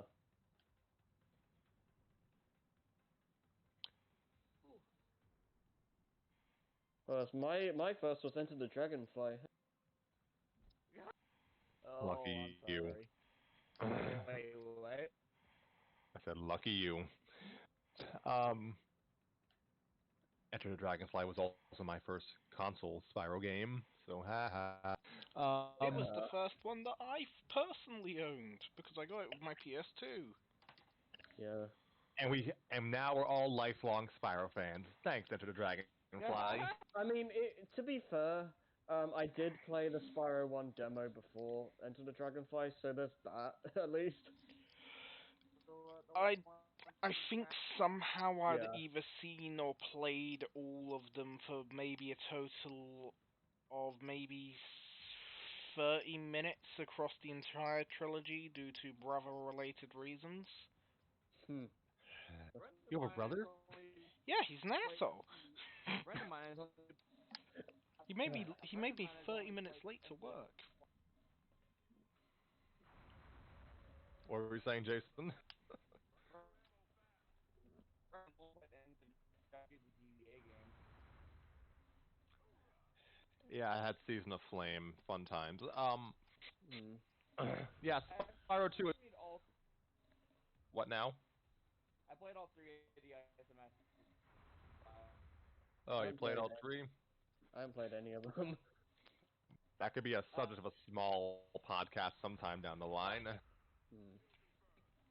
You can If skip you Flame wanted and to run a Flame and mini podcast. Attack of the Rhinox are really good. Hmm. Attack of the I Rock favorite. Did you hear that at all, Harry? kinda. I Speaking of, would. speaking of Flame and Attack of the Rhinox I are much I better. feel like I should like give Ice like a fair shot at least. No, go ahead and do that. I'm just saying you could skip it. Yeah, yeah. Like there is like a point where like it you like sometimes you don't need to play specific games, but at the same time that doesn't really stop me from playing it anyway. I mean, yeah. It's like how a lot of people in the Fallout fandom say don't bother with tactics, it kind of sucks. And I'm like, but I kind of like tactics. It's actually pretty interesting. It's either that like you might find like a new favorite, or you're just curious about it. There.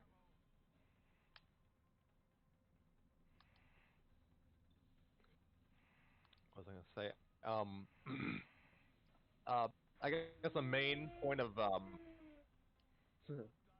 I guess the main point of comparison between Spyro 1 and Spyro 2's level, like the actual level aesthetic, is that Spyro 1 seems to embrace its kind of child fantasy elements more. Spyro 2 is more fantasy kitchen sink. Like Spyro 1 kind of lead into it at points, but Spyro 2 has like has the future levels and the mine, which looks somewhat contemporary, Yeah. and mostly drifted away from the general. What were you saying, Jason? Right. I was gonna start. I was gonna agree because like you're going all over to different places in Spyro 2. Yeah. It comes back to what I said in the Spyro 1 podcast, where Spyro 1 specifically has this fantasy feel that's just missing in the sequels. And the sequels focus more on general world building and other kinds of things, which is totally fine. But it does kind of like you do kind of lose a lot of the magic that the first game had.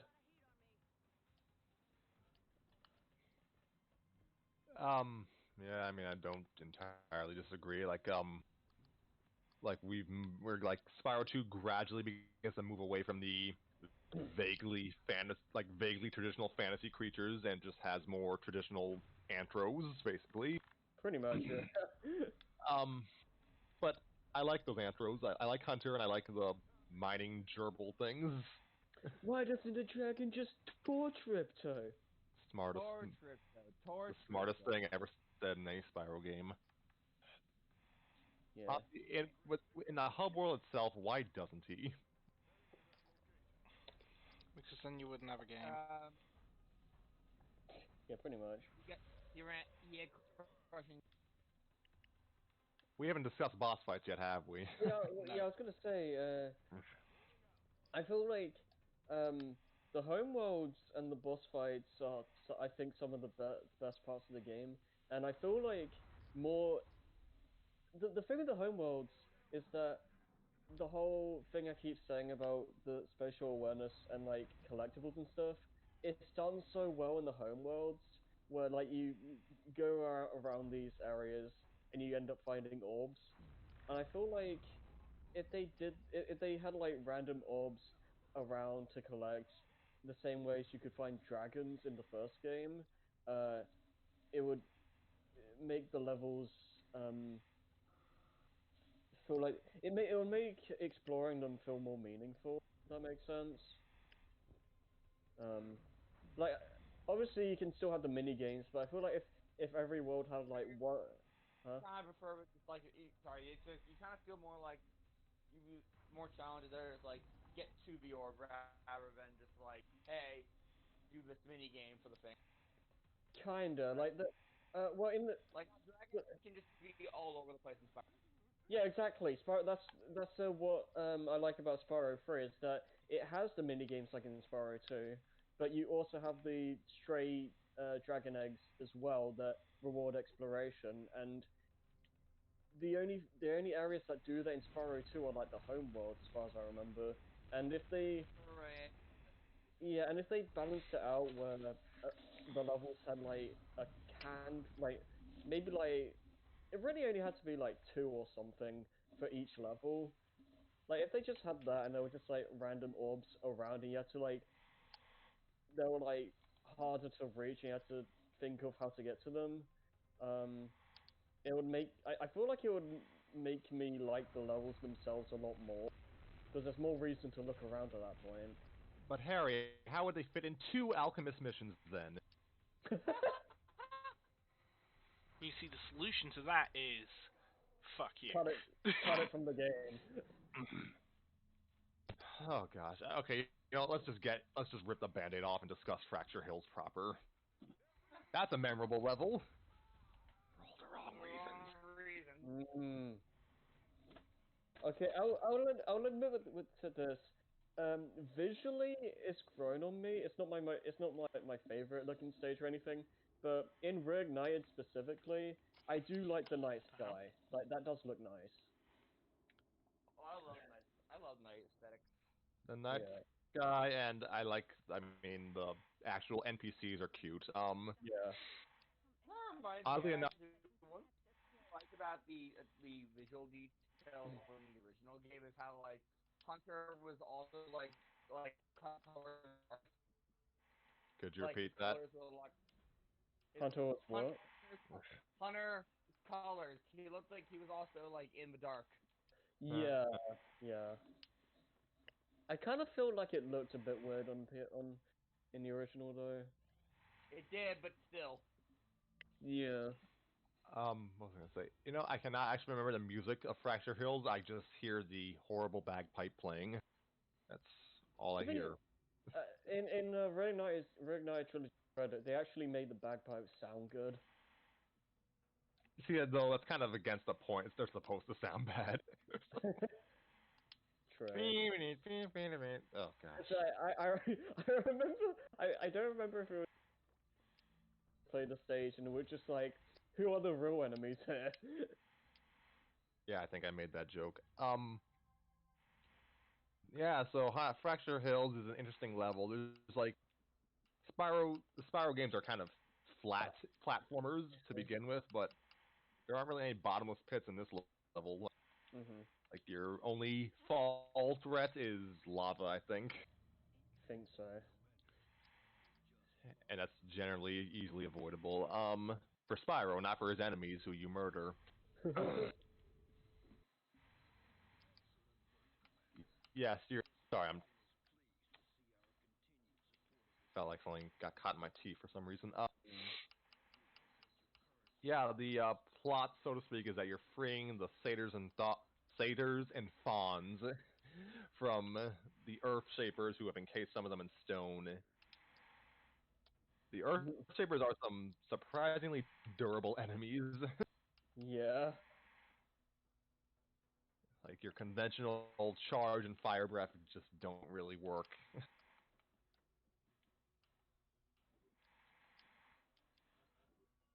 You'll have to push them into like lava pits or rely on the freed satyrs to actually destroy them with music. Yeah. It's a pretty straightforward level. Oh, I forgot. There's like sentient evil bushes and beehives. Like those are honestly probably the worst threats in those levels. Yeah, In the that level. beehives are like surprisingly fast. Yep, giving you some nice Crash 2 flashbacks.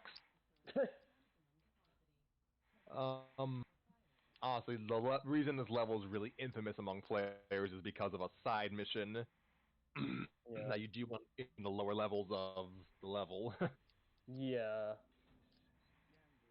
You consult with this alchemist and guide them the free hunter who's gotten his leg stuck in stone because I think the alchemist did that by mistake. And it's an escort mission. And the alchemist is stupid because he can literally just walk but he goes around this real overly elaborate course through the Earth Shapers for no reason. Hey.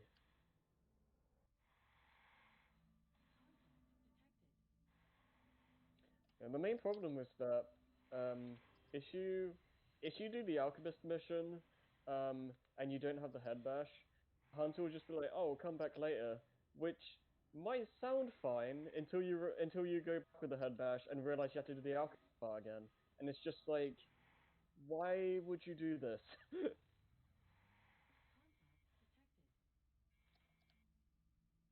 Hey.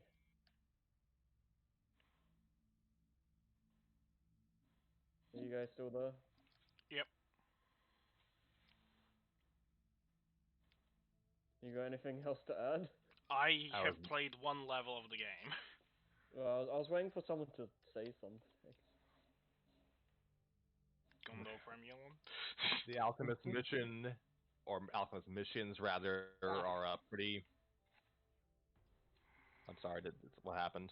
No, my foot is just like Is it messed a up. pain in your foot? My ankle got twisted. My condolences. I'm sorry to hear that. Um, How? no, we don't need to regale our audience with horror stories of injuries. I mean, I could, but I choose not to for good reason. Anyways. Yeah, the alchemist missions are a pretty obvious case of artificial difficulty. Yeah. So, because, yeah, I'm sure Harry touched upon it, you need to actually get the head bash ability to properly do both of them. And, well, once you actually, if you actually opt to get the ability first, then do the two missions in one go, and then kill the Earth Shapers first, you'll learn that the alchemist has a set path to actually run into every Earth Shaper. Yeah. Oh. Yeah, and I'd personally argue that there's a similar mission in Spyro 3 that's actually a lot worse. But I'll get to that when we talk about that game. Yeah, so Fracture Hill is not the best, is not Spyro 2's highest point in my opinion, but No, I would it is argue. Huh? it's a level I remember. Yeah. You were saying? Sorry. I was saying that I would personally say that Shady Oasis is worse purely for the fact that you're forced to play it like basically the full thing twice. Whereas at least with Fracture Hills, you can just save the shaders and then go to the exit portal in your first go if you know to do that. Um, Whereas Shady Oasis, you have no workaround. Hmm. Yeah.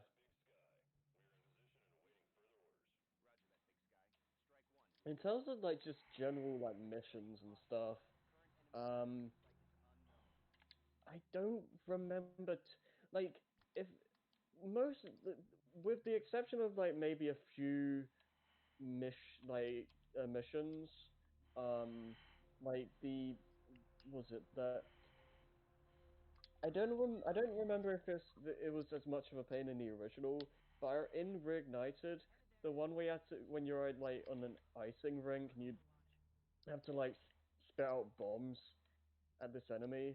That was like really annoying in for me in Reignited. Was it less Um, annoying in the original, or did it not exist in the original?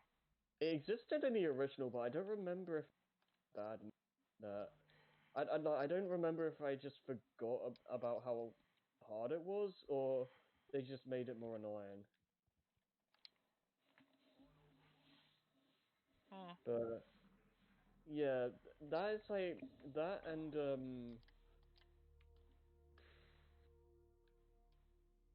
I don't know, like I mean, most of Spyro 2 is fairly easy, all things considered. Like, it doesn't ask too much from the player most of the time. So I can't really think of too many challenges offhand that are like ridiculously like cheap or anything.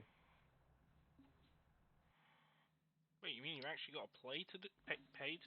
Oh, fuck! I fucked the joke. Carry on. I mean, I was basically done.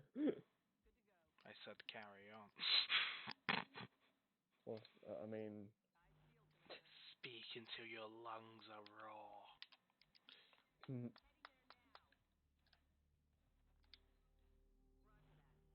I wish I had that kind of power. All the mayhem I would cause. are you still there, Scrappy? No. I'm not because my dogs are here. Doggo. Oh, wow. Alright, we can't talk about Spyro anymore because something far more important has come to my attention. Dogs. Tuh. Are there any dogs in Spyro 2? Like, I don't think so. I see what you're doing and it is very clever. I cannot, like, they go to like every animal, but I cannot recall dogs. They have Year of the Dragon has dogs. Year of the Dragon has dogs. I cannot talk. Neither can I. What, you thought Yeah. English was my first language? It was. That's why I can't talk. Oh god.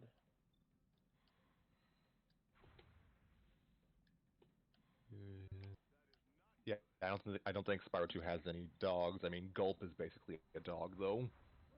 Mm. Levels. Oddly enough, I think the first set of the first hub world set is probably my favorite. Like That's fair. in aesthetics, if anything. Like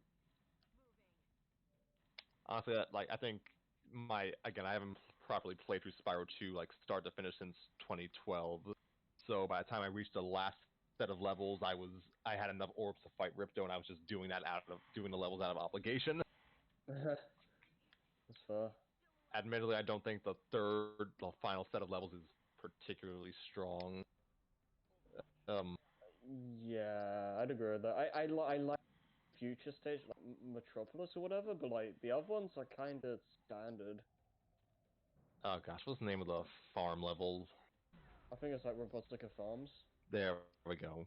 Yeah, not too fond of that level, aside from it accidentally becoming a Wreck-It Ralph reference in hindsight. Yeah.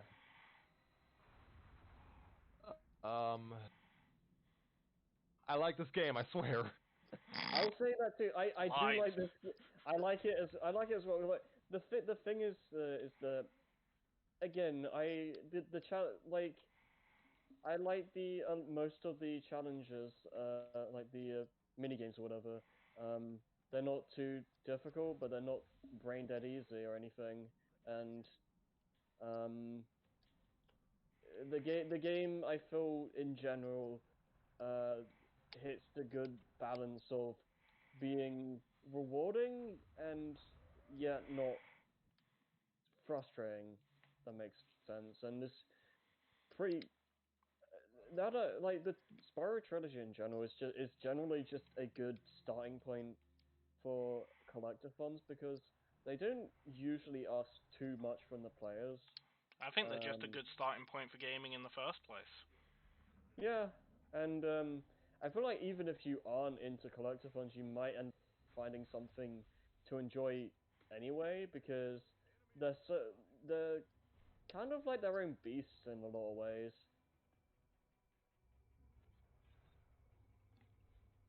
Uh, yeah, I do, even though it may not. Jason left, Sorry, that's Jason left. Okay. Oh, or he Probably dropped. because I of don't know. a mix of family stuff and connection issues. possibly. Well, if you don't come back, Jason, we thank you for your time, and Yeah. we are sorry that things possibly didn't work out for you. Um, since I was gone getting peanut butter while you guys were talking about the stuff you liked in Spyro 2. Oh my gosh, my dog. I ordered a pizza, and that's probably what they're barking at. Oh, hi, Soph. You caved and bought Xenoblade. Oh, nice. Well, I hope you enjoy it. Pizza's here. I'll be back. All right. Still follow the main C's Brain channel. For no particular reason other than do it. Bet you won't. Oh man. So you got any random tangent to go off on until Scrappy returns? So here's the thing about Gunblades. No. Saving that for a special day. Yeah. We gotta figure out what we're doing after the Spyro trilogy. Gunblades? No.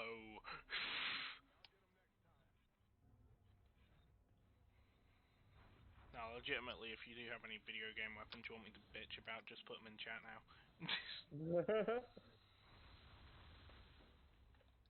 Talk about the Keyblade. Ah, yes, the wrist snapper. Which is far more effective if you turn it upside down and bash him in the head with the handle. Especially with some of the other Keyblade variants. Not even Yeah. a joke. Oh crap. And by the Keyblade, are you talking about just the Kingdom Key, or do you want me to actually talk about the Keyblade? I was talking about the Keyblade. Oh, that unwieldy piece of shit.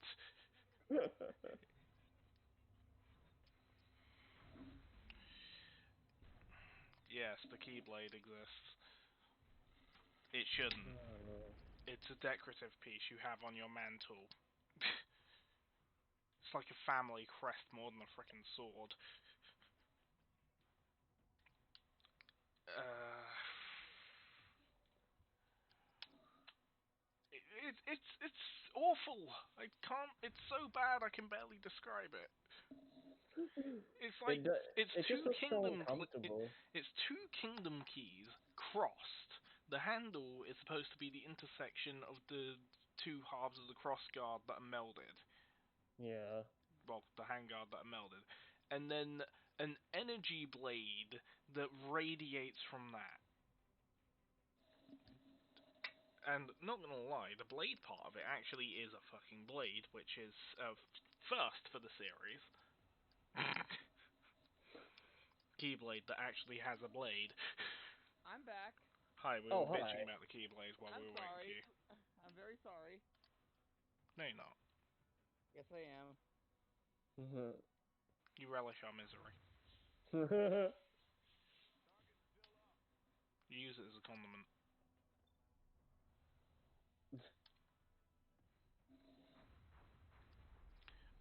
Anyway, I no longer need to discuss the Keyblade. You're talking about the Keyblade? Yeah, because Scrappy's dogs were going amok, so I see.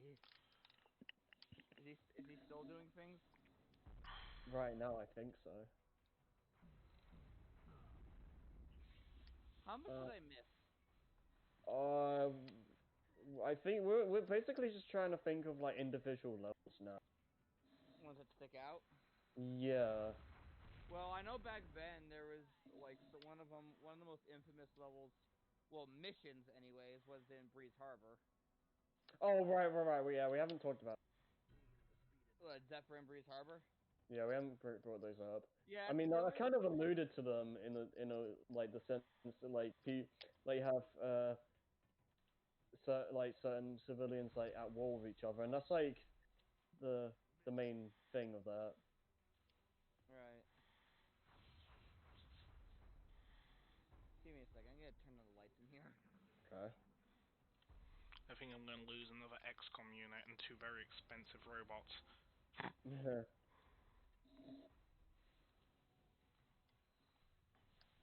We could do an episode on XCOM, but I'm the only person I'm pretty sure in the entirety of C-Spring that's qualified.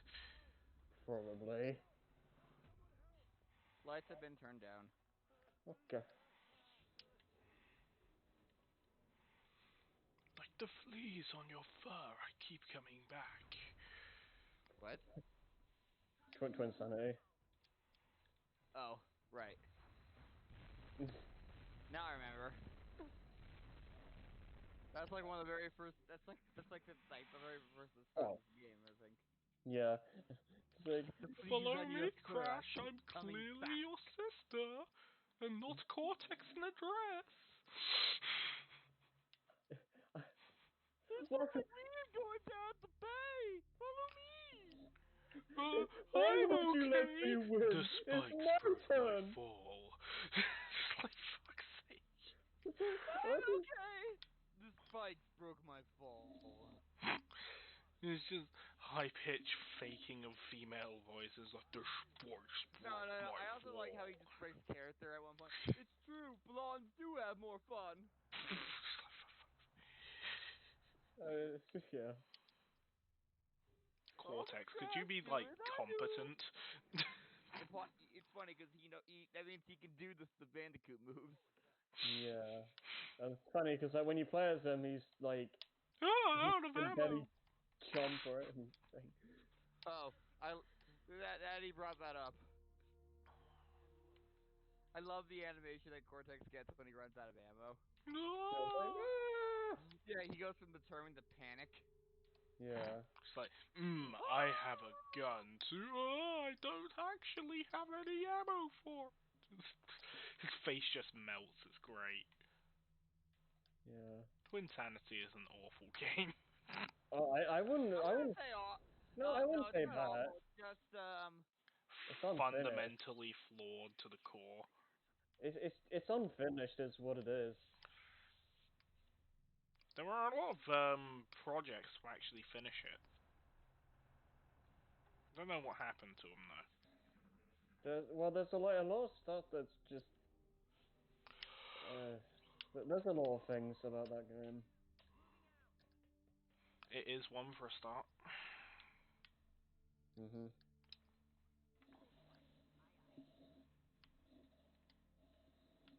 It's a lot better than Wrath of Cortex. No doubt.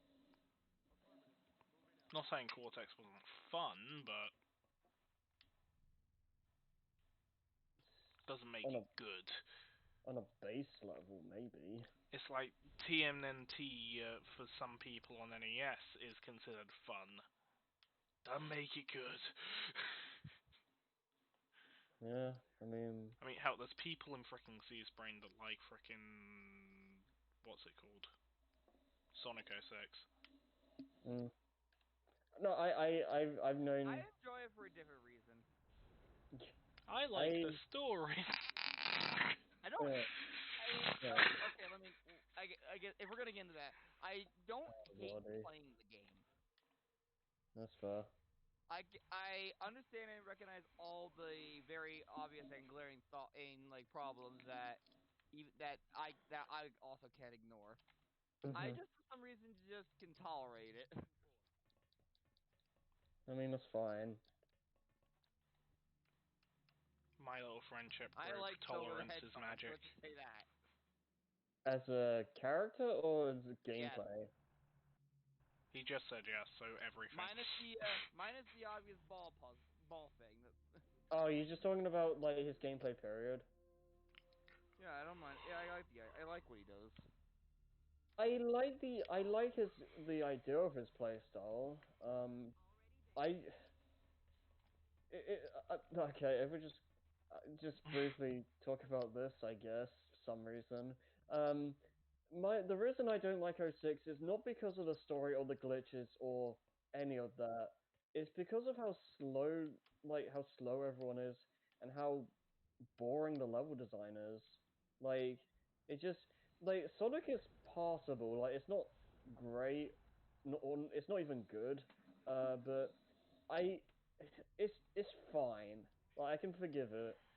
Shadow and Silver stories, they're just.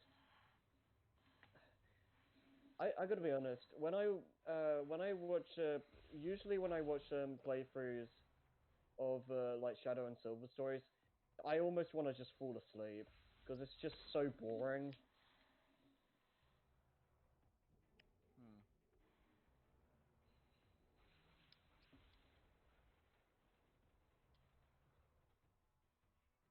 Breaking the silence. Yeah, we'll probably end up having to do a full '06 podcast at some point. Please don't invite the person that has to be here to record it.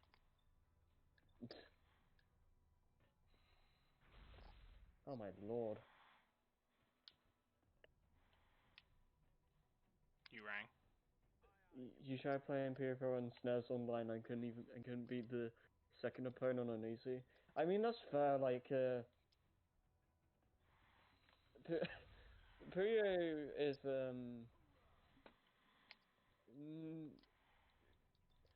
you can't expect to be really good at it right from the get go. I mean, yeah, I was awful at Dr. Robotnik's Mean Bean Machine when I first played it. Exactly, yeah. So was anyone else that ever played Dr. Robotnik's Mean Bean Machine. Yeah. I know, like, it was, like, the only game my family had for a long time, so my siblings got, like, addicted to it, but, yeah. A game is better than no game. Mhm. Like, literally, the only reason we got Mega Collection was because it had Mean Beam.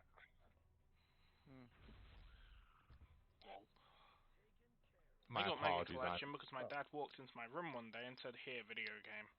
It's not even a joke. I think he said that it bought you something in case you get bored, and it's just like, ooh, a bunch of old Sega games. And then I proceed to play Sonic once, and then most of the time Mean Bean Machine on it. Nice. Not gonna lie, the Taito collection is way better. Alright.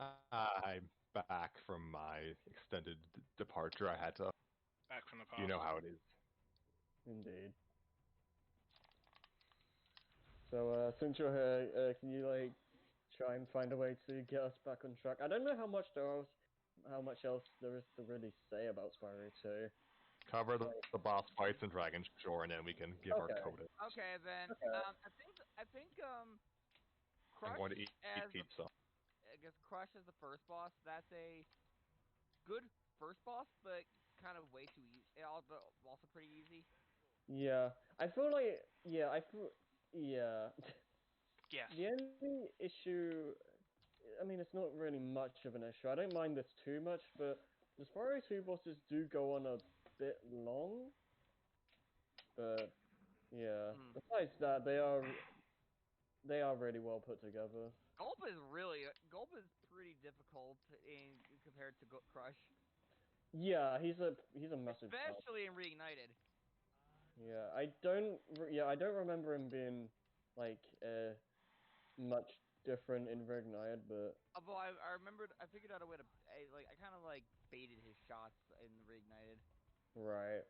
Like I just kind of like I move forward, move backwards, and when he's shooting. Because then like just because if he's trying to lead his shots. Yeah, I'll see it like I have to play it again, but when I played Reignited on stream, it seemed to be the same to me.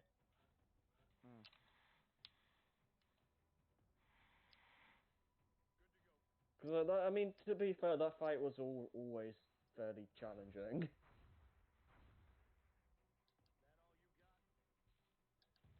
Right. And Ripto, like, as much flack as I've like a villain in this game, his fight is easily the best in the trilogy. Ripto? Yeah, that's the best. Oh yeah, that's the best boss in the trilogy. It's just the right amount difficult for a final boss. Yeah, and I was saying earlier about how they do something at the end. What they do is have like I think it's like Hunter drop down orbs, and they give you like special abilities like the supercharge, super flame, and um another type of uh charge flame thing or whatever, and you also have it's like a race to get enough orbs before Ripto, and it's it's really fast paced and just really exhilarating, really. Yeah. I'm surprised. I guess I got the skill point my first time on the Reignited.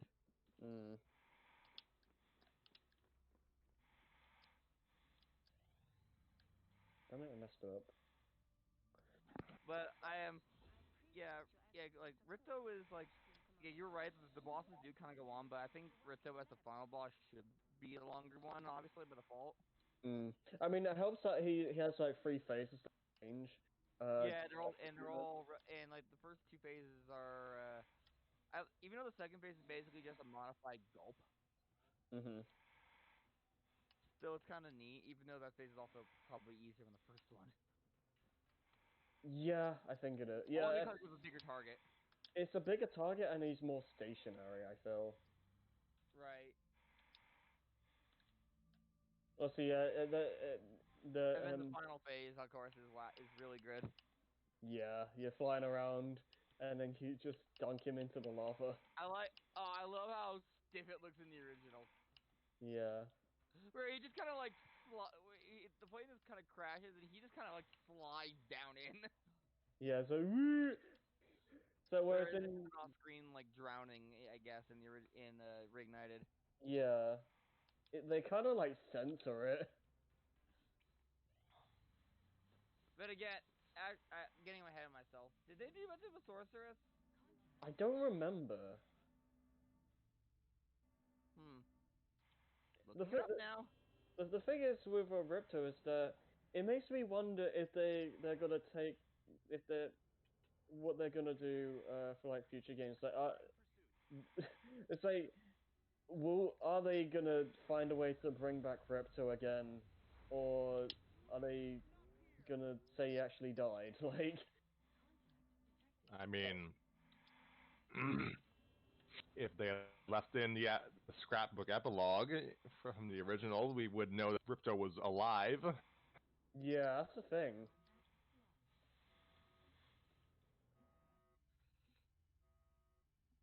I don't know.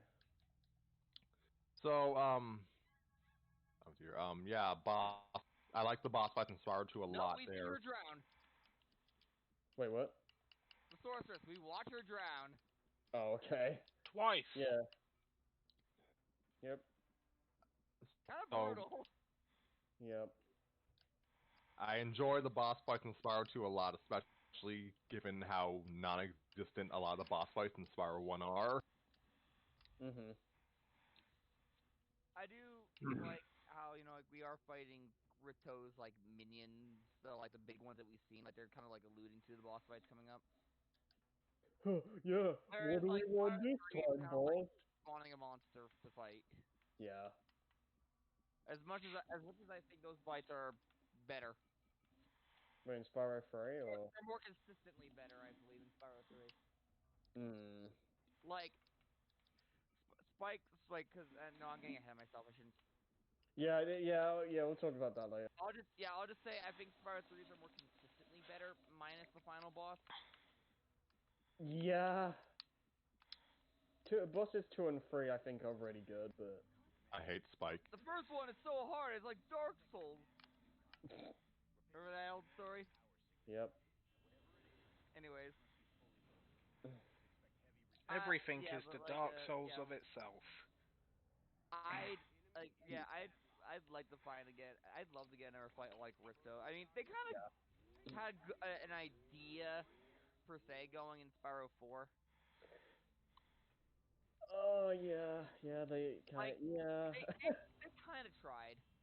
yeah, Like there were multiple phases and they were different, but and they have Rip to go Hocus Pocus every time for some reason. yeah. Or here's the curses you defeated me like every phase. I like I like how they basically cut Enter the Dragonfly's story between two games because they were gonna have Ripto and Nasty Knock team up, but instead of doing that, they had Ripto in Enter the Dragonfly and Nasty Knock in Hero's Tale. Oh, we got a Quicksilver situation here, I see. Guess. So, I'll pretend I know what that means. For what I've been told, anyways. oh, MCU? whatever. Because Quicksilver got to be in the X-Men instead. Oh, okay. Oh, okay, fair enough. He was in Fox's before they were owned by Disney X-Men film series, and then a different Quicksilver was in the MCU because he's a X-Man They had and And I'm saying it like this because I got called out for saying it out loud last time. Mhm. what was I gonna say? Um, Maybe we should see his name yeah, on boss the fights are good, next and I personally say they're the most consistently enjoyable for me in a trilogy, and that's because I Mhm. really, really hate Spike. Which one was Spike again? Boss 2. Oh. Yeah, Okay. I think it was Buzz, Spike, and Scorch. Yes. Right. Yeah, being fair, I don't remember. Spike's a I lot better, easier to deal with than Reignited. Yeah, I was gonna say I feel like they made the bosses in Spyro 3 easier in Ragnar. Because I I'd remember. say I'd say Buzz is the exception. Yeah, but like besides Made him him, harder. yeah. Besides him though, like bosses 2 and 3 in the original, I thought that they're a lot quicker to go down than in Spyro 2, but they're also a lot more aggressive. I know I'm getting ahead of myself, but do you think the sorceress was easier or harder in Reunited? And I gotta be honest, I don't remember that fight whatsoever in Reunited. What about fight two? No, I like that's the thing with Spyro. Like I can remember things as I'm playing the games, but when I When Nasty Norg is more memorable boss fight than the sorceress. I'd say that's debatable. I remember the sorceress. That's because I actually fought her. He used cannons. Sure. No, I remember the And fight. various other vehicles actually amateur. Yeah, I remember the fight itself, but I Wait, you don't. mean the cannons actually move? But you don't remember how Yeah. hard it was, right? Yeah, I don't remember yeah, I don't remember how like if they made any significant changes. The cannons actually move? Yeah, they do. Are you sure? Some of them did. Yeah. I don't remember that. I just remember Asian 9 make Woo! Time to kick sorceress butt. yeah. Anyways, we're getting ahead of ourselves.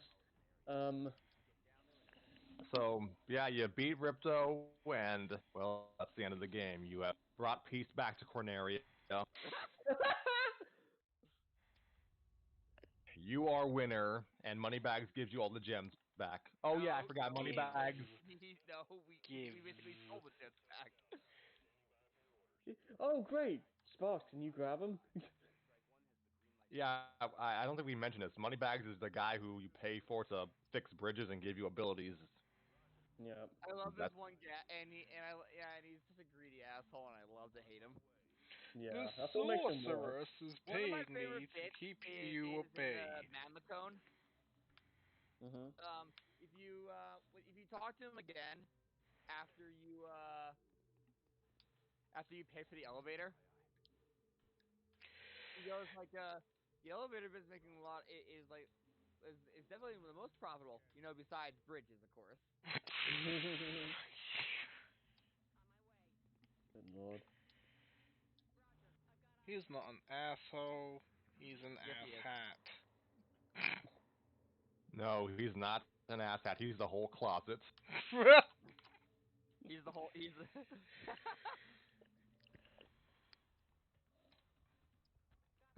Maybe one day Oh he'll lord. leave it. I mean, to be fair, you only see him once in four. You imply Moneybags has any romantic interest outside of money. I like to I like to So imagine what you're it's just saying is like he's available, but you gotta pay him. no. I like to imagine in Spyro 4 he knows the game's terrible, so he's just like being there for like the bare minimum amount of time just so he can get out of there. The game developers have paid me to be here. But if you could pay me more, then I'll fuck off. If they Wait, how had much did I had more pay him? development time, they might have done that. That's not very E for everyone. I haven't seen that Oh. video in years, and that's hilarious. Oh yeah. What was I going to say? Oh yeah, so Moneybags, who is not in the closet, as far as we know. He is the closet. Actually, I'm not sure why you're Moneybags is assuming he's gay. He's like, he has no romantic interest in anything other than himself. Oh Oh no, no, he's wait. Full level pansexual with a edition will not disposition toward finish money. Moneybags. This is Vault, I think. Say what now? I finished the level one Into the Rocks. It's like all about Moneybags. Is like Vault. Oh, that's cool. Yeah, I think I That sounds remember pretty that. cool, doesn't it? Yeah. Yeah, okay. So, why? Oh, I'm sorry. Where? I lost the plot. Why is Moneybags gay exactly? I don't. I, Yeah, I di- don't know I, what Joey's on about. I didn't say he was gay. I said that he was pansexual with a disposition toward money. No, you said you were hoping he'd leave the closet one day. I think we were talking. Yeah, it's because you said he is the closet, so maybe he'll leave it one day. Oh, okay. Oh, It was okay. a Okay. throwaway one-liner. I wasn't calling him gay. Oh, All right. okay. Moneybags gets robbed, but he was robbing you first, so okay, eat the rich. Hunter steals the money back for you because he's a great guy and didn't die in the boss fight with Ripto, surprisingly. And Is it you fair can. though? I mean, you did pay for a service. Oh, speaking of Hunter, one thing that I like in the before the final like the cutscene in Winter Tundra, just say Hunter, do something. It's like, hey, give that back.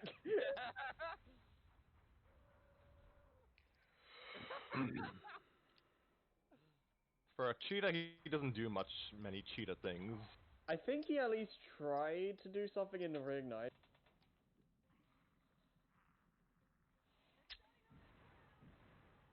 I realize. Wait, I forgot. Hunter is an archer, but we only see him do that like once before a hero's tale.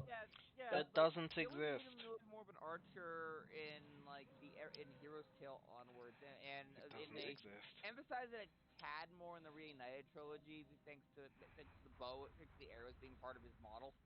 Right, and he has electric arrows in reignite. Yeah. It seems to be more pronounced in the third Legend of Spyro game as well.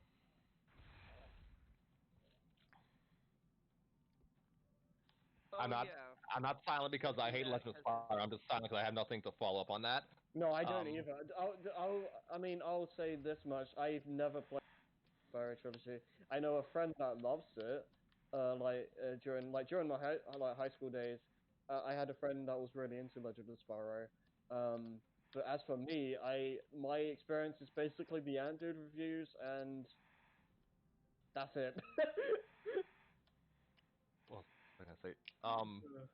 Yeah, Moneybags gives you your gems back, and Mm, Spyro and Sparks are finally allowed to go on vacation to Dragon Shores, and As long as you collected everything. yeah. Oh yeah, I forget. They let you enter Dragon Shores, but they don't actually let you into the fair part until you get all the stuff. That Yeah. is such a tease. Yeah, I do know that you need to get everything to get the Super Flame permanently. Yeah. The odd thing about Dragon Shores is all the employees there are Norks. Yeah. I mean, what are they gonna do after Nasty Norks are defeated? I mean, that doesn't necessarily mean that all Norks are necessarily bad. It's just a race at the end of the day. Okay, but I thought all the Norks were created from the gems themselves, so that just You I adds didn't mean, get 'em so many all. questions. You didn't get 'em all. Oh gosh. I don't know. I just, I They don't mean, show you what happens after. I assume that it's just a difference with like Nasty's at army or whatever, and then there's just regular Norks that are just like regular people. And they all sound like Tom Kenny. Yeah.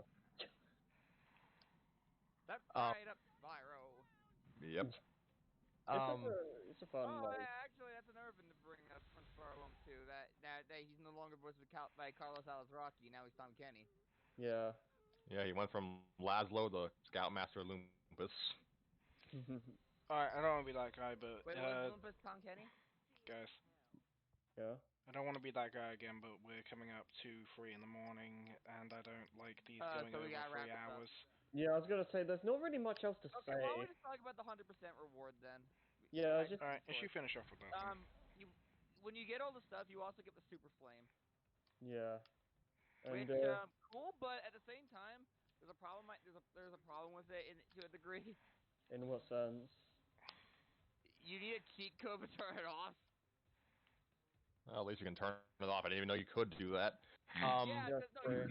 I booted up Reignited on my to just play through the game again, and I saw that a completely different file for Spyro 2, and it like for all the games technically, but because it's like how typically how it works back then. I started with the Super Flame, but I didn't want Yeah. the Super Flame. Yeah. It is. I do like it as like a new game plus kind of feature. But at the same time, I don't think you should do it. Well, then again, no, you're right. Sorry. Like, Yeah, but at the like, same time, a yeah. on-off would be nice. Yeah, yeah. I would like to try and play the game with Super You, Flame. you literally need a cheat code to turn it off and reignite it. Right. Yeah, that shouldn't be a thing, but I like the idea of a feature. Yeah. Does re-entering the code turn it back on? Yes. Okay, good. Because Okay. the code's the original trigger for the Super Flame. Mhm. What was I gonna say? Yeah, Spyro 2, what's the word? Forgoes having an actual 100% ending, unlike unlike the other two games in the trilogy. So the Super Flame is your special reward outside of the scrapbook, Right. and the scrapbook does thankfully provide some further closure to all the stuff. Oh yeah, and Dragon Shores you do mini games and you get to hang out with the other denizens of the realms of the level. It's just a Yeah. nice little reward. So yeah, scrapbook. It's kind of just explains, hey, Ripto survived actually. Somehow. Crushing Gulp apparently have been relocated to a, for all intents and purposes, a petting zoo, so they can be taken care of. I mean, they are alive again in 4. Yeah, and it's like well, Crush tries to learn maths. Oh yeah, and Spyro and Elora, who are kind of teased to be a thing. Apparently, Spyro misses his chance. Yeah, it's teased a little bit in trilogy, but Yeah, hasn't really Reignited shown trilogy anywhere. airs it on a little more. Listen, Spyro's a dragon. He's got thousands of years to find a dragon or a female. He doesn't I need to just mean, settle with the first Depending one on he how meets long at you such want a to young age. I mean, not finish your trial. I mean, people would probably argue Cinder, but Cinder does not exist in this continuity yet. I mean, yeah, but they can always just write her in somehow. Well, I it's not like they. think you'd be better off with saying Ember, but Spyro has no interest in Ember because let's face it, no. I don't even know who. Is that like the Spyro recolor in Hero's Tale? The Pink Dragon in A Hero's Tale. And Yeah. also, I'm gonna be that guy who reads the wikis for fun and point out that in Shadow Legacy, Ember has a boyfriend. Oh. Is that fan fiction? No, I'm not lying. Shadow Legacy is a Spyro game on the Nintendo DS, and it's the last game in the original continuity. Yeah, it's technically Spyro 6. Okay, I'm gonna bring up something really weird, but when I was a lot younger, I think I started reading a Spyro erotic Spyro ship fic that Oh, was supposed to jeez. be a one-chapter one-off that they kept writing as an actual continuation of the second Spyro trilogy, Mm. and it was actually pretty good after that first chapter. All right then. I see.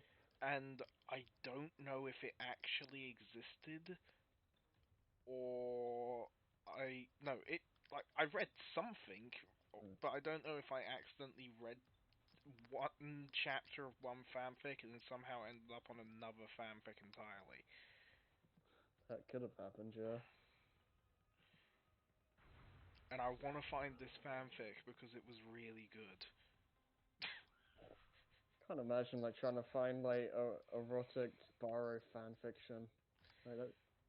Look, I've I'm sure seen it's some funny. weird. I've seen some. No, there's loads, but I've seen some weird stuff on the internet. Yeah. And I mean, you're into what you're into. I We mean. we don't need to talk about what we're into, or I'll start mentioning love life ships. I have that munition. Don't pull the trigger. I mean, you're the one that brought it up, not me. Just a deterrent.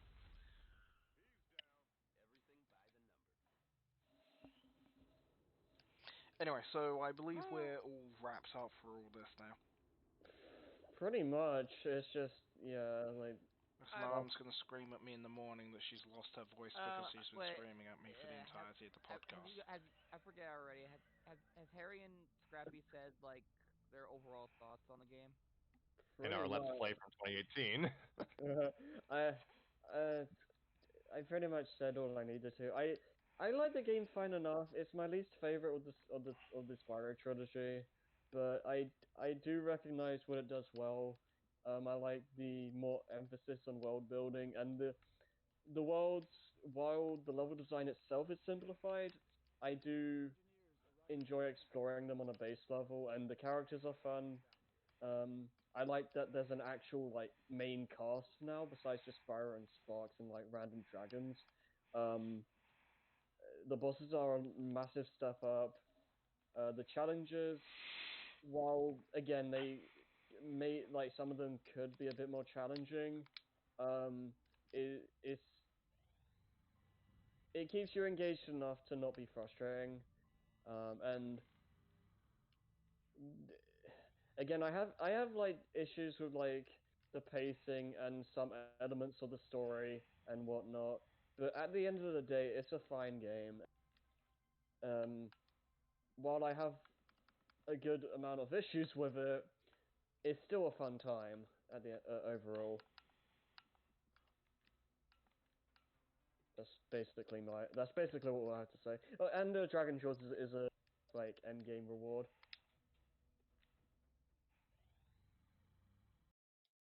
So we can go to bed finally. Spyro 2, a fun 3D platformer. I personally prefer it to the first game. Not sure if I prefer it over the third. And yeah, that's about where I am. Go to sleep, Joey. Shut up. Love you too. Just because of that, I'm going to play through the entirety of XCOM 2 War of the Chosen from beginning to end without sleeping. Well, No, I'm good not luck. going to do that. So Anyway, thank you for watching. This has been the Brainblock Podcast. I've been your host, Joe. apparently, I have been absent for most of this episode. I have been the same. yeah. I feel has this been our longest podcast? No, Well, but I have It's started putting surprisingly, 3-hour it's caps on surprised them. minus the breaks of like when me and Scrappy were away. It feels like one of the more on topic ones at least. Yeah, Yeah, I'll agree with the more on topic thing. yeah. But then again, we don't talk about the Ramble Express. Oh god. Those are still archived on the old channel. No, they're on my channel. They're still there. I renamed the playlist to Ramble Express Deadcast. Oh gosh. We all died. Alright, We dyed our hair. yes.